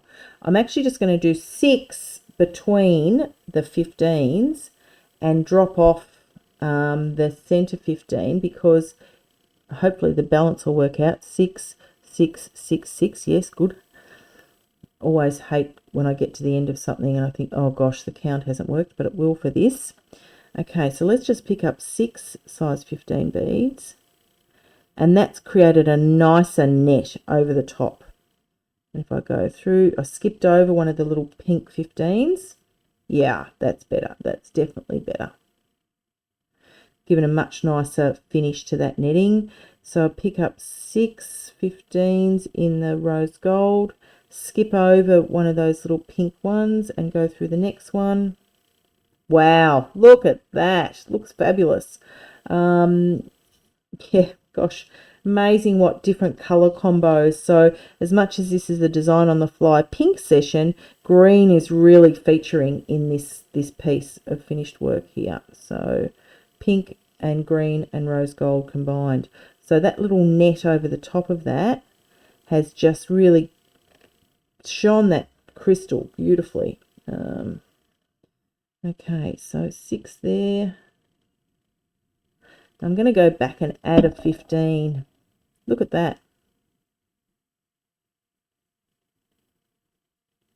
It's actually got a really nice height to it because of the height of the crystal. I need to pop another 15 back in there where one of them broke before when I pulled it too tightly. So let me just do that. And then I'm going to finish this thread on this piece and add a new thread, because then I'm going to go to the cab and start adding the cab in here as well. So yeah, when I pulled that really tightly before the 15 broke, that was in between the two lime green beads there. So I just need to replace that. And you'll notice I didn't undo anything. The beads are secure. It's just more decorative now in popping that in because I've changed to go over the 6 beads. So it actually looks like a little flower. It looks, yeah, it's really cool the way that's come together. So it's enabled these other 15s just to pop out and create that sort of rounder shape to them. The little net over the top is holding the crystal in place really well. And then I've got the size 8 peyote stitching. Now it's a bit gappy here, so I will probably go and do something around those edges there as well. But I'll leave that for the minute because I want to get on to doing the cab. And that would be something that I'll do once this is in place, so that finishes and ties in here as well.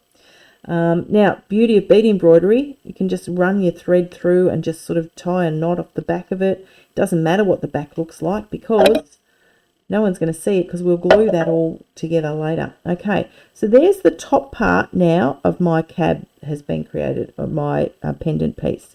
Now, this one here I'm going to pop, and I'm going to put these pale pink 2-hole beads, and I think they're going to need a little bit of lime and copper with them as well. So I'm just going to grab out some 3 mils in a limey sort of colour. Green. I've got some 3 mil crystal. What are they? Fire polish, I think. Some little rounded crystals. I think they'll probably go okay. All right, so let's grab some more thread. So I'll get a new thread of fire line. Again, probably about, meter and a half. Beader embroidery is the easiest project to add new thread into if you need to add new thread in, because I can go back to a bigger needle, yay, because you can just stop and start your thread anywhere on your work, which is really good. Okay, so this is how it's looking so far. It reminds me, as I said, it looks like a flower you'd see on a cactus. One of those cactuses are so ugly and all of a sudden they'll have a really pretty flower on them, is sort of what it reminds me of. Now I'm going to glue down this cab but I'm going to glue it so that there's a gap at the top here, because I think I'll probably do some sort of fringe thing out of the center there as well. So probably about there. Now look, if you're really good and technical, you can draw on the stiff stuff. You can get your ruler and make sure that everything's centered and all of that. I think you know me by now. I don't really do that sort of thing. I tend to be a little bit more free form. But if I wanted to be, really precise, so it's sort of 2 centimeters wide, I could sort of do a line here so that I know that, I'm gluing that straight when I glue it on. But I tend not to, but it's certainly a good tip. If you're not confident about where you're placing something, by all means, draw on your stiff stuff. You're going to be covering it with beads anyway. It's got a lovely flat back, this piece of glass, so I'll just pop some glue onto that. And now that I've got that line, I will line up that bottom point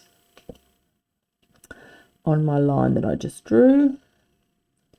But I also, as I said, I want to leave a bit of a gap there at the top. So something like that, I think, is where that will sit. Okay, now, because I've used, you know, lime and copper and other colours in this piece, I'm probably going to try and keep that theme going here.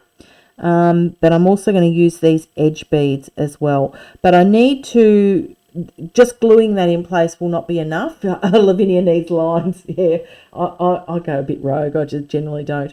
I will need to capture that the same way that I did here. So I'm actually going to do exactly the same pattern again. And that's going to tie that in really nicely. So the rose gold, the hot pink, and the sage green in the size 8s. As I said, I will go back and do something here just to cover those gaps on the crystal. It's not terrible, but it's a little bit thready because of the large pull that happens with over the shape there. So I will definitely do that. But in the meantime, I'm just going to do rose gold as my base row here.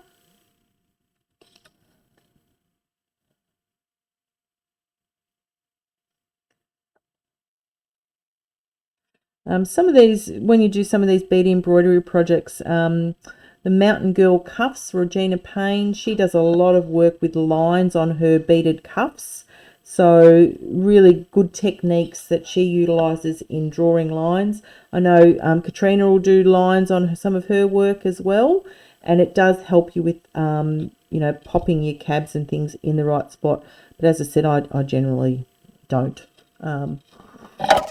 Beauty of bead embroidery, though, you're being able to draw on it. The fabric is like a really stiff felt, and you can draw on it really easily. You can also, as I said, get it in different colours, which helps, you know, for matching it. Or you can always colour it too. So you can colour it with textures or pens. I've actually got a sample. I'll actually grab it and show you of some white that I have painted.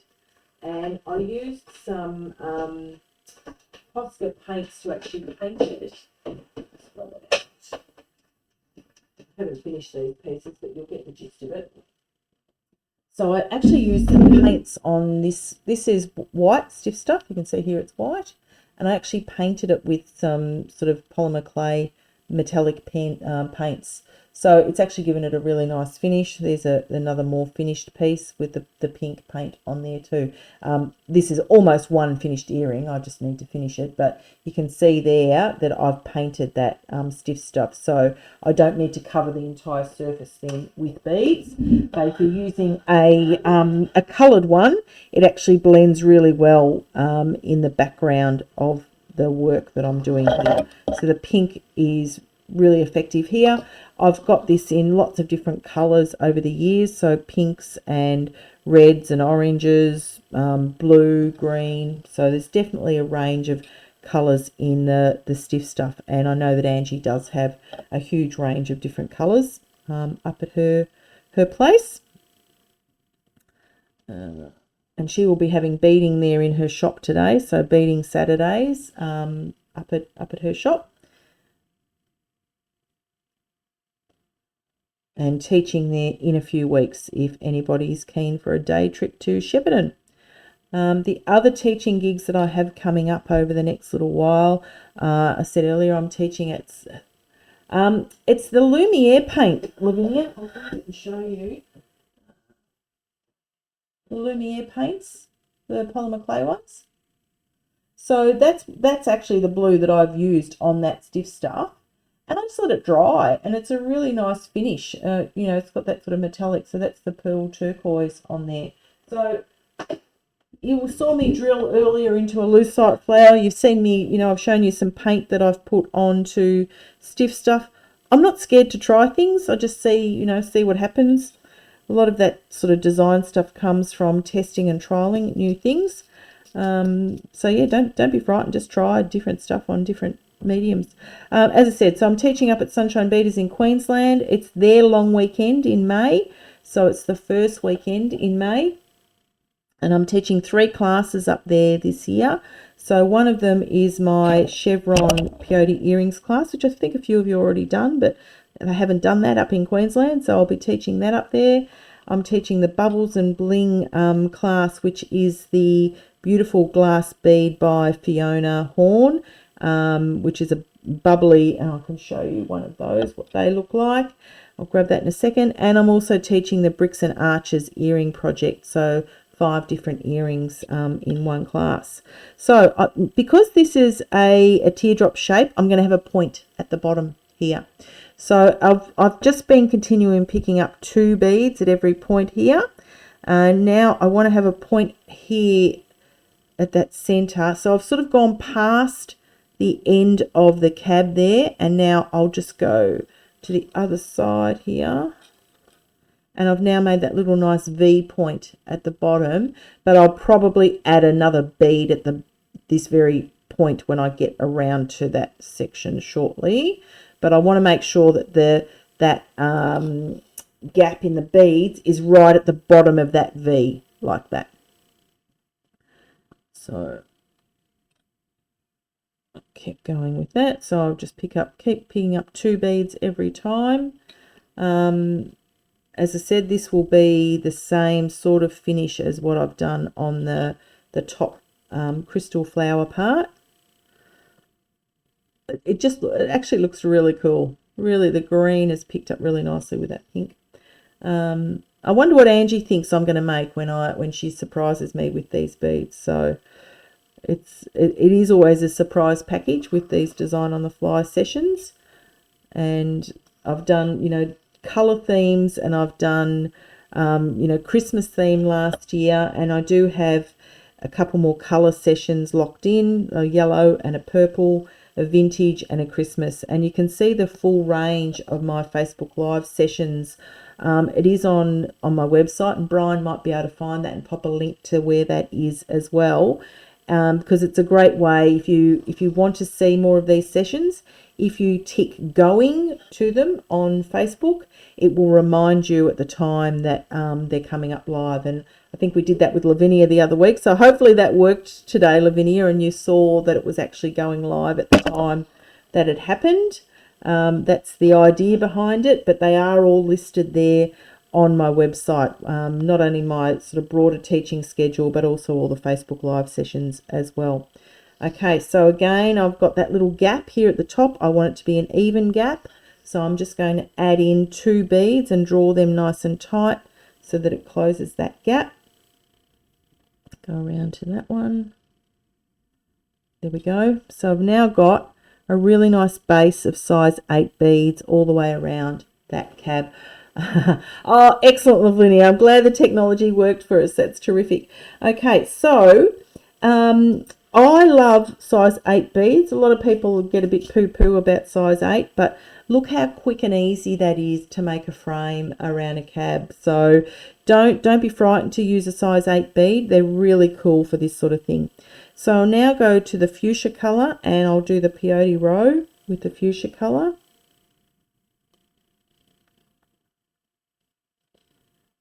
And with this type of thing, you know, you can certainly make a rope, and you all know I'm the laziest rope maker going around, but you could also, I can already visualize what this will look like as a finished pendant with a silk ribbon type, you know, or a silk cord finish rather than an actual beaded rope. There'll be enough going on with this piece that it won't need an actual, so you can see there I've just done the pink on the edge. I'll keep doing that. This will have, I've got some gorgeous hot pink silk cord there that I think will go really well with this, or even a green will go well too. Now remember, I got to this end here, and I've got this little point at the bottom. So I just want to pop, I'm actually going to pop 2 beads in at this section here, not one. One will make it too tight, but 2 is just going to sit over that point of that cab really nicely. And by the time we pop another little bead in there, that'll hold that in beautifully. So I've popped 2 in at that spot at the point to cover over that sharp edge there, that sharp point. So when you're doing a teardrop shape like this, you need to think about how you're going to capture that point in at the end. So for me, I just did 2 beads over the edge of that. So I'll keep going with my hot pink, flicking them over. Looks really cool. I'm not sure what this stone is called, so Angie might be able to tell me the name of this if she's still online and listening. But I'd be curious to know what the name of this sort of little glass stone is. I don't think it's an actual stone. I think it's a manufactured glass piece to look like a stone. I could be completely wrong, but it'd be interesting to see what it's actually called, Angie, and does it come in different sizes and shapes? And perhaps if Angie's got the time, if she wants to send me the list of names of some of the beads that we've used today as well, we can pop those into the post at another point. It may not be today, but it could be later. So if you're interested in getting any of those beads, it's always good to know exactly what the names of them are. So yeah, if Angie wants to let me know later what those bead names are, we can do that. Okay. Now, because I went through 2 beads at the bottom, that's mucked up my count at the top, didn't it, Paula? Let me just have a look at how that looks. So I've now got 2 beads at the top. I'm not too uncomfortable with that. Oh, no, I haven't. I've skipped through too many, that's why. Let me just undo one. I went through one too many beads. Did I? Oh, no, no. That goes on there. Yeah, I've actually got two beads at the top. The same as I've got 2 beads at the bottom. How do I feel about that? I'm okay with it because I'm actually going to do a little bit of fringe in the middle there. So it'll cover up anything that looks odd. So I'm just going to keep 2 at the top and 2 at the bottom. Because I'm more interested in holding in that bottom point than I am this top bit right now because of what I'm going to cover in this section just here. So there's a cheat's way of doing that for you. So now I'll just do another green row. So I'm tying in that green sage colour as well.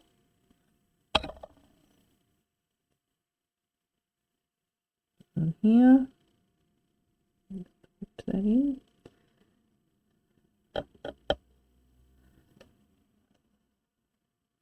Do the green colour on there too. Okay, pop them all the way around. This probably won't need as much netting as what I'd put on the top piece. Again, I'm just going to go through one of those pink beads here. And I'm going to pop one of those little lime 11s in there to make that a nice point at the bottom. Okay, yeah, that works really well.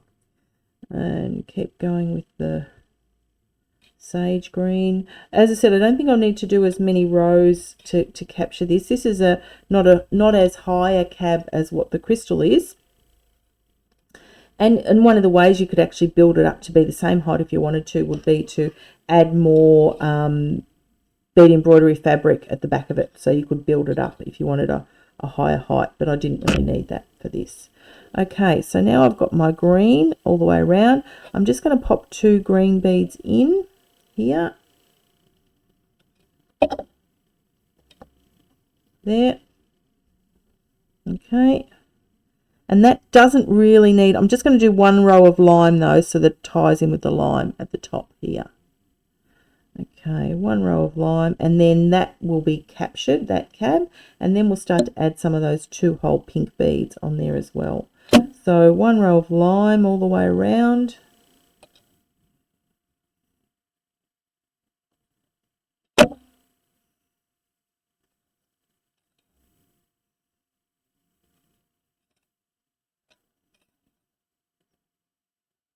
Yep, looking really good.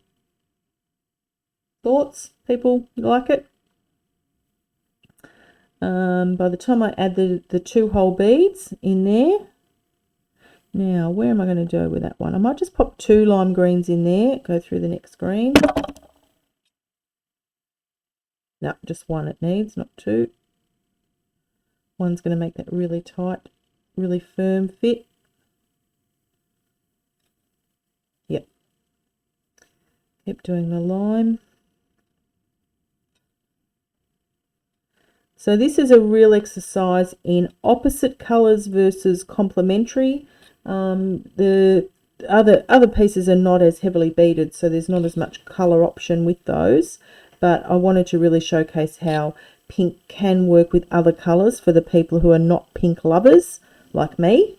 And pink and green is a really nice combo to use together.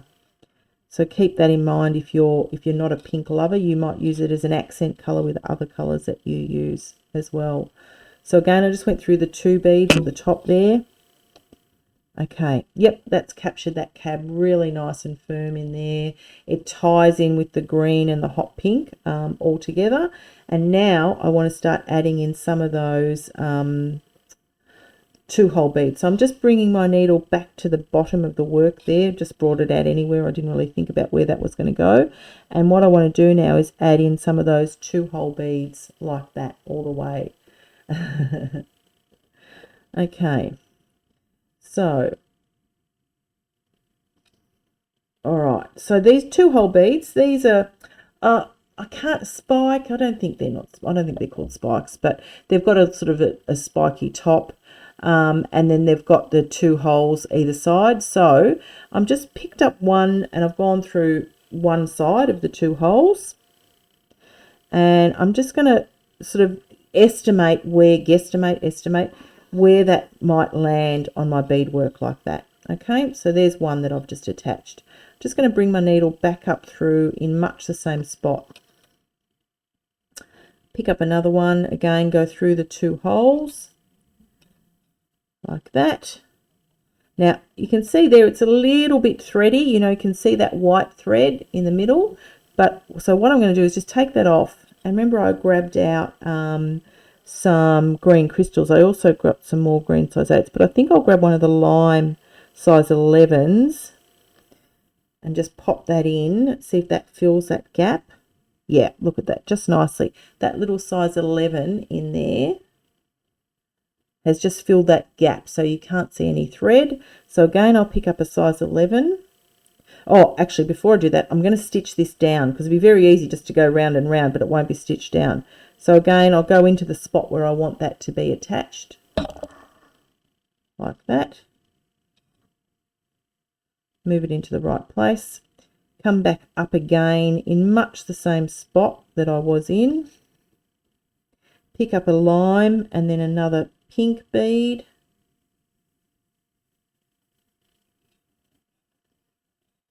So that little lime is just filling that hole really nicely. So again, I'll just sort of stitch in where I need that to be. Come back through the same spot. And I just want those to, I'll just pull that a bit tighter so that they all behave and go where I want them to go. Yep. Pick up a lime and a pink.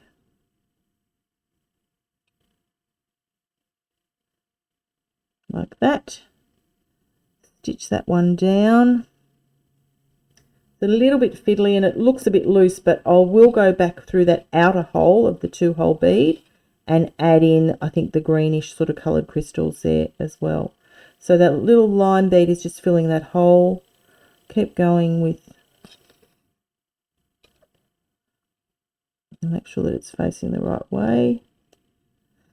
Yeah, I'll have to think about those. I might have to go back and just tighten that up a little bit. Tip beads. Oh, hi, Lisa. Thanks for coming in. Tip beads. I think that's the right name for them, actually. If I remember, yeah. I might trial just actually adding the green bead on its own and see if that does the job before I add in the next pink one, because then I'll make sure that the green bead is facing the right way, because a couple of them are sort of facing the wrong way, and I can go back and fix them, but I want them to, all the holes to be running parallel here. So grab another pink tip bead. Thank you for the name of these. I think I did know that, but okay. So I've now got a really nice little build of these tip beads around the edge. And I'm just running that through the green, which is filling that nice little hole that's there, because the tip beads are round, so there is a little gap. This is where using the pink stiff stuff, though, is great because it's the colour that actually comes through on the edge there, which is really nice. Again, I'll just pop a green one in and then come back up through the green bead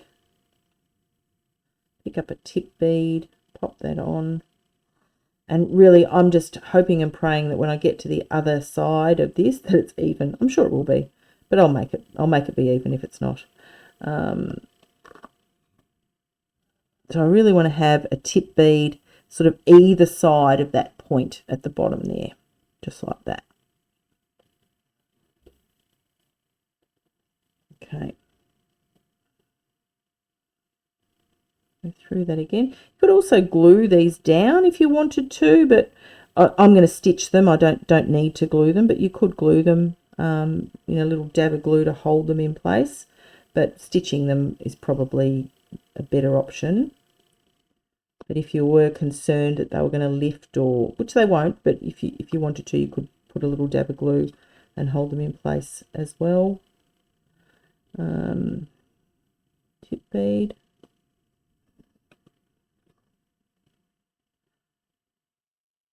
That. Yep. Okay. And because we've sort of flared it out a little bit, the gap on the opposite hole is a little bit bigger, so that's where the little 3mm round crystal will fit really nicely in that gap as well. Okay, some more of these. How many more of these have I got? Oh no, there's a whole package. That's okay. This is a really nice pastel pink colour in these tip beads, and it tones well with the sort of the green colours with the crystal, the hot pink as a bit of an accent colour as well.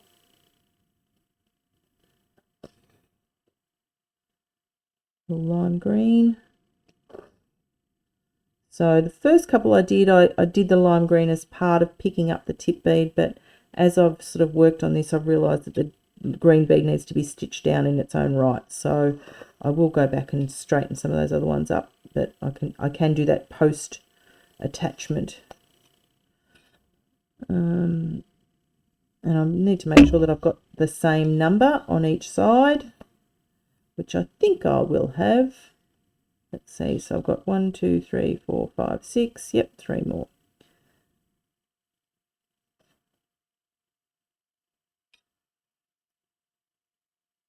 Like that.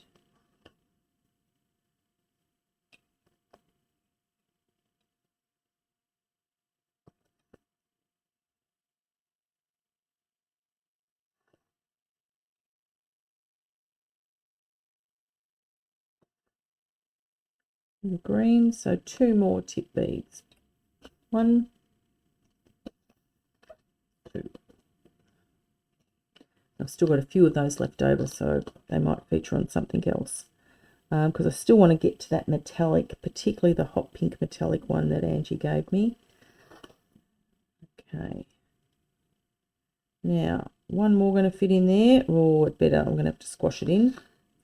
But I think they need to be even, so... The other thing, I'm using fire line for this. You can use a thread if you wanted to use an actual fabric, a nylon thread rather than fire line. I'm pretty much use fire line for most things. I don't always love it, but it's the better thread for holding some of these things in place. Okay, so there we go. I've got all of those tip beads all the way around. And I'm going to do some sort of fringe out of this section at the top here. And I'm going to do some green crystal around the edge there. And then probably I'm going to need to think about what that V section at the bottom looks like.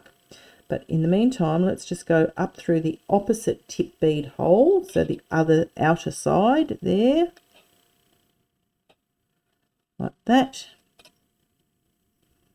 And I want to add something in that. So as I said, I grabbed out some little green round crystals. And that might pop around that edge really nicely. Now I haven't stitched that down, I've just sort of run that through the edge, but I probably need to stick to the same methodology and stitch those down as the same that I did the opposite side of the tip bead. They're a little bit big to just be run through. So again, I've just gone through the bead. You can see on the back there, I've just stitched that through. Pick up a round crystal, pop that in.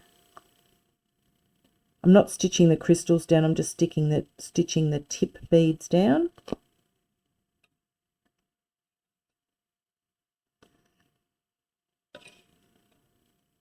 And I don't want to pull too tightly with the crystals and the fire line, because as we all know, it can snap the fire line with a crystal bead. But if I stitch it with the tip bead in place, so you can see there I'm just sort of back stitching those tip beads by going through the crystal, pop the crystal on, go through the tip bead, and then just go down through the fabric and stitch the tip bead in place like that. Okay, what do you think about that? Thoughts? People's ideas? Like it? Love it? It's always hard to tell when it's not finished, but it's coming together really nicely. Now I'm at that bottom V section, so I want to do something a little bit more special at this V. It's a wider gap than the rest of the tip beads, so potentially it might be I might do a V. What if I did a lime green V like that? I need 7 beads, not 5. Okay. 1, 2, 3, 4, 7 beads. And I'll make that a point at the bottom there. And then whatever fringing I have at the top here, I can fill into that gap there as well. So I'm just going to leave those loosey-goosey there for the minute, and I'll come back to them when we do a little bit more edging. But it's a nice way to sort of accentuate that V shape of the cab as well. So again, I'm just going to stitch down on that tip bead. And I will come back and I'll actually bring that point out of that size 11 bead there, so that it is a nice point. And keep going with my crystals.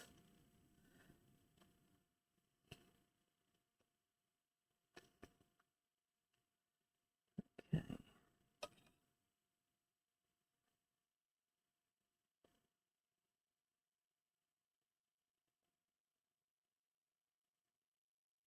And while I'm doing this, I thought for some of you that joined a little bit later, I'm just going to show you some of the pink pieces that I've made in the past. As you know, it is my favourite colour. It's the colour of on a string. A lot of my collateral, etc., is always in pink. But I thought I'd just show you pink things that I've done in the previous years. So that's my Cosmic Tassel pendant, which has got black as the complementary colour. There's some shield maiden earrings in pink. I'm actually teaching that for the Bead Society via Zoom sometime in May, I think. Some shibori silk. There's also some polymer clay that I was taught with Julie from Pepper Beads, who was teaching me how to do some polymer clay. The pink lady there, that's my piece that I entered into the Bead Society's annual challenge last year. I was so excited when pink beads were part of the feature. And there's some acrylic pieces, the flowers and frames, along with some tassel earrings with pink as well. So it's certainly a colour I've featured lots in my work. And these are all my personal pieces that I wear. The dotty earrings in the Shrinkits plastic, so I've actually got those on today. The tassel earrings, the temple tassels, is another class of mine as well. The Paradise Shine little daisy earrings there. So if you are in the On a String VIP Facebook group, you can actually grab a copy of that tutorial from the files. There's some little short pink tassels there as well with a resin top, and they came from Kaya Kelly. And then my lovely Create pink with the beautiful glass beads at the bottom. So as I said, these are all pieces from my personal stash that I wear a lot. They're all my favorite sort of colors and themes. So pink is a really big feature of my personal wardrobe and beading aesthetic. Okay, let's go back to my work scene. So you can see there I've got the green crystals all the way around. I've got the top part up here. It's now, because I've taken this to be a downward facing, it's actually given a really nice weight and visual to the width of that cap. Potentially it may need another row around here, although I did say I'm going to do something on that edge, so I'm not going to go to that just yet. But what I'm going to do is pop some fringing in the center there. So I'm going to just grab out some flower beads.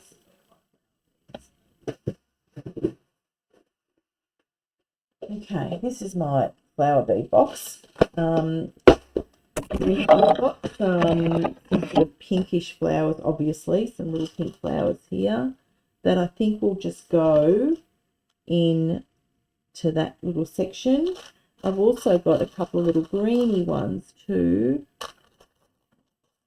There's a lime green as well. So I think those are just going to fit that nicely.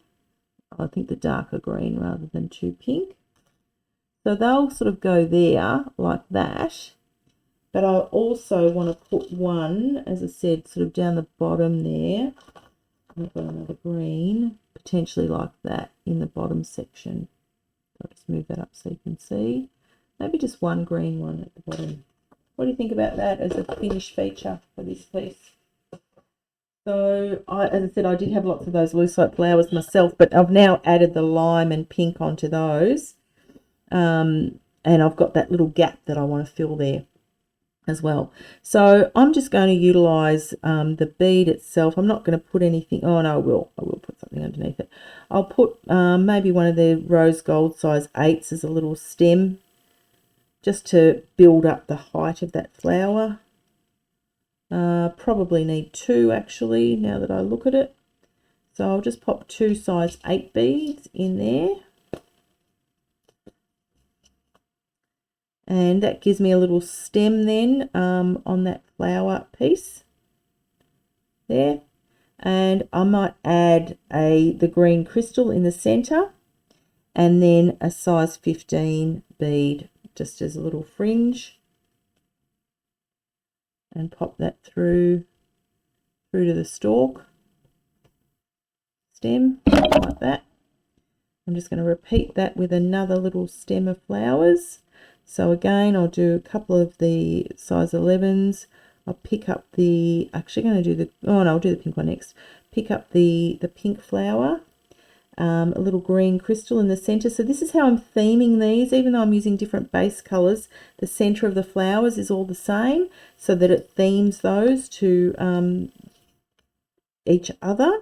Pick up a size 15, go through the crystal, the flower, and my little stalk there, like that. And then I'm just going to repeat that once more with another green flower. So pick up 2 different color green than the lime, the little green crystal in the middle, a size 15 bead, and just pop that in there too. So it's looking very spring-like now, this sort of stone and crystal and flowers and tip beads. It's got a bit of everything in it. So now you can just see I've got those 3 little flowers added onto the top there of my piece. And because I'm so lazy with bead embroidery, I'm just going to drag my needle all the way down to the bottom like that.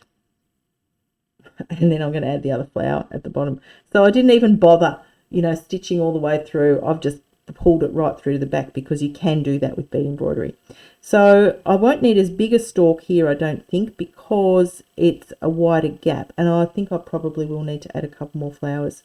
So again, I'll pick up the stalk, the flower bead, crystal, and then a size 15.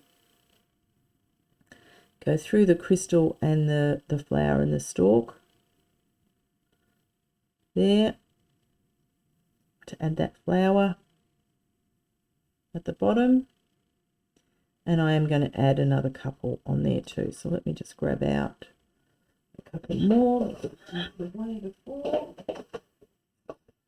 Okay. So another pink one, and I've got a little pink one there, so that's different pink one. And I need another little lime one as well. And I've got a larger lime there. That's probably a little bit too big, maybe. there's a little long one. I'll do that little long one. That's my lucite flower box. So I've got a big stash of those as well. A lot of them I've brought off places like Etsy, you know, different places. So lucite flowers are a great way to add in another dimension, particularly a 3D dimension in bead embroidery, which is what we're doing right here. So I've just repeated that same colour palette again. So the green crystal, the rose gold size 15, and my little rose gold size 8 stalk. And I'll just add in the pink flower. So rose gold size 50 flower, crystal, and size 15 bead. I'll pop that in there.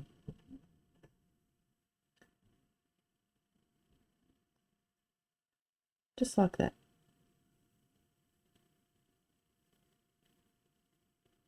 It's very sparkly. It's got lots of dimension to it because of the different shaped beads that are used, and you can see there the different heights of all the things that have come into this. I'm not going to add any more to these edges. I'm really happy with how they're finished, and they'll need a bead embroidery edge on them, and I'll also need to do something up here. So I'm going to just drag my needle back up to the top up here again. I won't finish this in this session today, but I will attempt to finish it this afternoon, and I will go and do the bead embroidery edge, etc., and a bail, but you won't see me make those on camera. I'll do those later today. So I'm just going to bring my needle out of one of those fuchsia beads at that size 8 at the top there, because that's where it's a little bit gappy with those threads. And what I'm going to do is then I'm going to keep this green crystal theme. So if I pick up a lime, a crystal, and a lime, and I actually go through the next fuchsia bead, so I'm actually creating that to sit outside of the crystal cab. So lime, fuchsia, and crystal, go through the next fuchsia. Yep, perfect. Okay, let me just grab a couple more of those. So lime, fuchsia, sorry, lime, crystal, and lime, and go through the next fuchsia. Now this obviously will sit above the edge of any bead embroidery that I do around the crystal later. It's more of a raised edge, but once I do a bead embroidery edge at the bottom, you know, that will sort of hold that whole cab and crystal in place. And I will do that later today, but I'll just finish off this edge here, and then I want to go on to the metallic components. So that'll be the final piece that we do today. And what is it, 1 o'clock? So I've been going for 2 hours, and we've got 4 things created. Bead embroidery obviously takes the longest because there's a lot more beading and components involved in it, but it's a really nice way to finish off these gorgeous cabs that Angie had given me. My thread has managed to get a little tiny knot around the eye of the needle. So I've just got to undo that with my ever handy awl. The best beading tool of all time is your beading awl. If you don't have one, grab yourself one. It's my most utilized tool in beading. I have several of them around my desk because I use them for all sorts of things. Glue, breaking beads, doing knots, undoing knots, whatever it needs. The beading awl is a fantastic tool. So I'm just going to sort of open that up so I can see where that little rest of the fringing needs to, or the edging needs to go. And that's also going to help fill in any gaps that are in there. These are nice little round 3mm rondelle beads that I'm using to do this edge. Yep, that's fitting in really well. The lime, the little round rondelle lime through the fuchsia bead like that. Yep, and one more.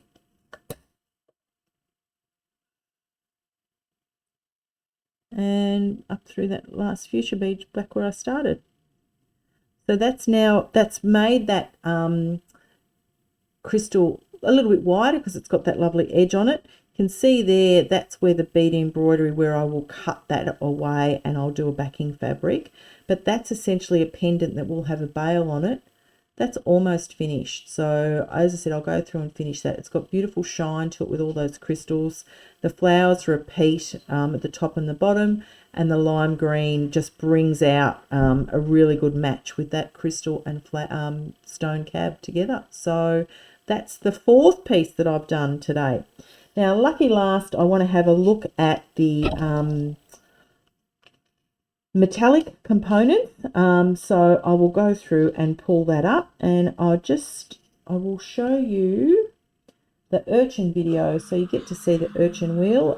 For anyone who's late to join us, this is my newest class. It's being offered by me, by Honest Strings, so lots of bead stores support me in providing the beads for this, but it is a class that's being run by me.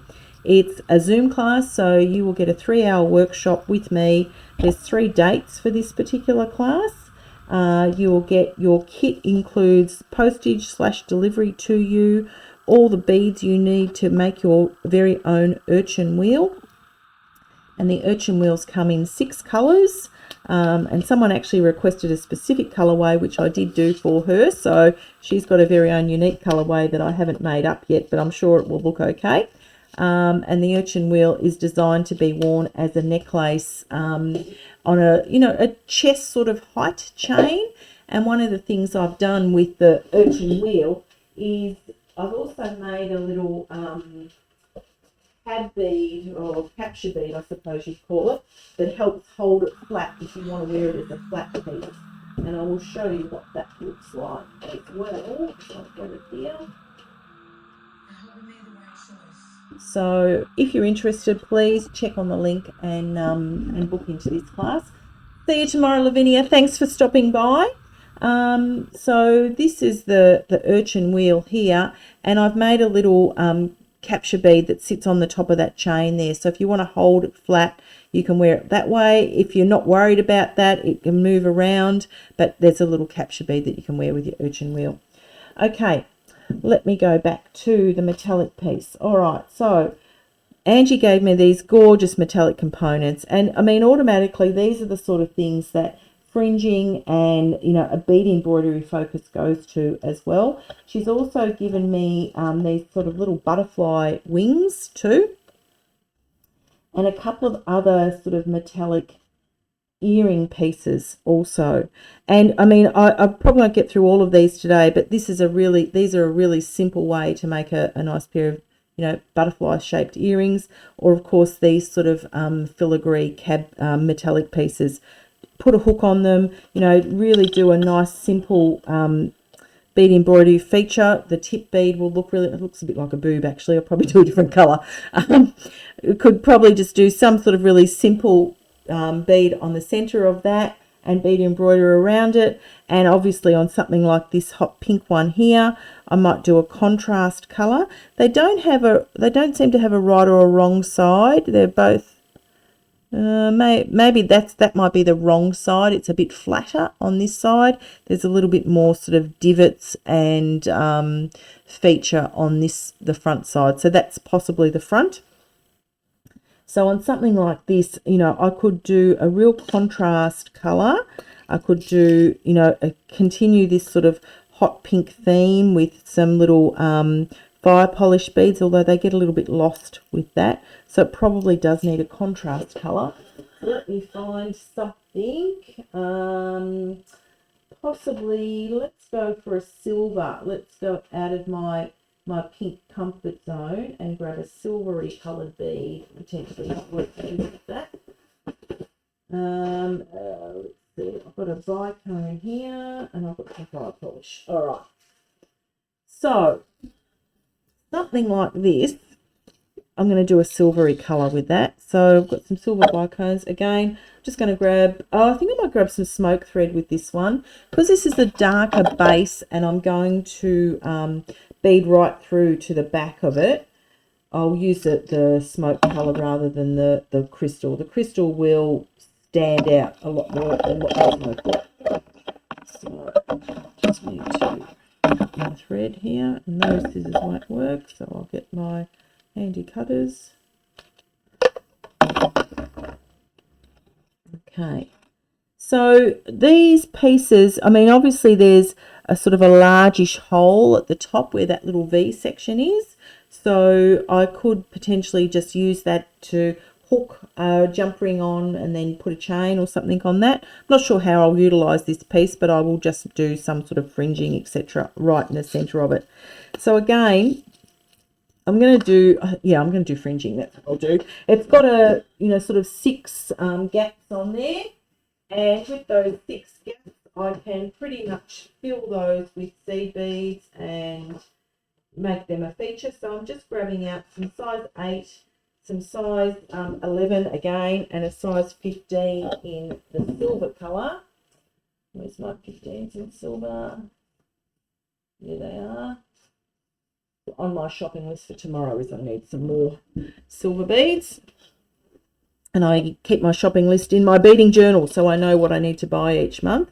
And I'm just going to go front through to back again with this like I have before with doing this sort of fringing. I'm not going to put a locking bead because I've got so many holes to go through. I don't need to lock that in place through one hole. Just come back up through another hole. Just going to go round a couple of times just to secure that in there. So I'm just using the frame of this metallic piece. I've just popped out some size 8 silvers. I'll pick up a 4mm crystal. And then I'll pop a size 15 on top. So I'm just going to do silver and pink on this particular piece. So silver, pink, and I'll go back again through that, skip over the 15, go back through the crystal, back through the size 8. The reason I've just used a size 8 there rather than 11 is an 11 will probably fall through that hole. So thanks very much, Jackie, for joining me. I know it's been a marathon session today, and I'm just going to quickly finish this piece. So if you do have to go, thank you so much for coming. You can always pop back on and see this. It will be live on YouTube later today, and it will also remain on Facebook for a little bit longer for you to be able to see as well. But thanks so much, and for those of you in Melbourne at the BSV, I will see you tomorrow, and look forward to seeing you all again, perhaps at my next Facebook live session. So again, I'm just continuing that fringing all the way through, so picking up a variety of beads, so crystals, bicones in that sort of 4mm size, using the idea of creating little stems, and I think potentially different heights would work really well as well. I could also add in some flowers into here too and really build out that center of this piece with different things. I can create different size stalks by using longer or more size 8 beads and fringe them so that there's a bit more dimension and a bit more of a 3D look.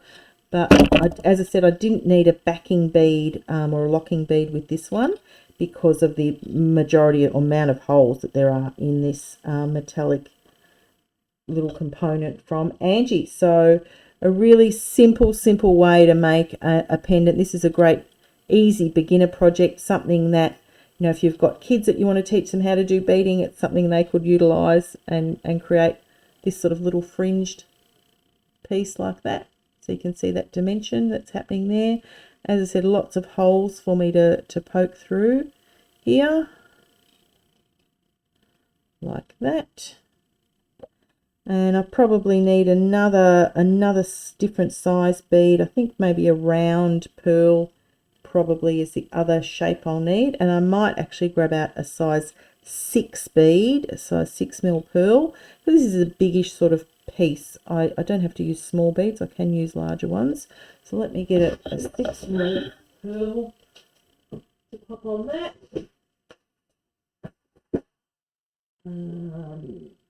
I think I'll get a pinkish sort of coloured one. I've got some hot pink, but that's not going to go. This is probably a light colour pink. So there's some 6mm or 6 or 8mm these are.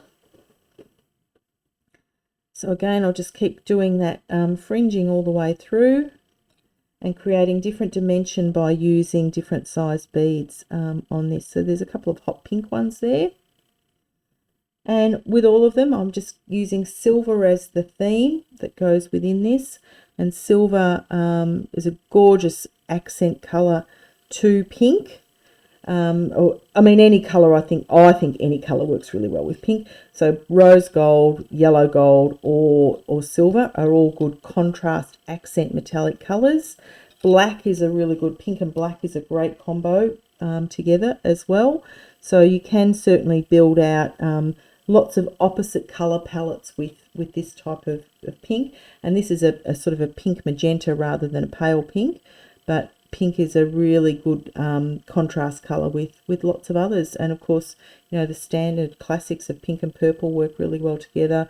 Pink and aqua, pink and teal, pink and orange. So if you are not a pink lover, you certainly can add it as an accent color to lots of other bead colors. So really, really simple. This is a really easy one to do. Again, as I said, I will just put a nice jump ring through one of those hooks at the top, and it creates a really nice easy pendant. So I'm not going to do much more work on that now, but you'll get the gist. The other thing is I could actually potentially cover the entire thing with beads. That would look really cool to have the entire thing covered. So that may be what I actually do. So I'm just going to do a bit of a quick recap of everything that I have done here today. And as I said, there'll be finished projects that I'll do later on. So there's the metallic frame there that I will do some more bead fringing on that. There's the pen. Great new technique for me, doing a pen wrap. It's a bit of a fidget spinner pen as well. I've got the little enamel component earrings, so really simple way to use enamel components. Jump ring, some bead fringing, a little enamel flower on there. Also have the fuchsia earrings with some gorgeous lucite flowers as well. So really super easy way to actually make those bits and pieces. And then the piece de resistance was, of course, this beautiful bead embroidered pendant. So lots of fringing and elements happening with that one. So thank you so much for everybody for joining me here today for the Design on a Fly pink, my favorite color. Thanks to Angie from Chicky Babes Beads for providing all of the beads for me today. I look forward to seeing you in person either at a BSB meeting or anytime soon, or perhaps at one of my urchin classes online. And until next time, I will see you soon. Thanks for that. Bye for now.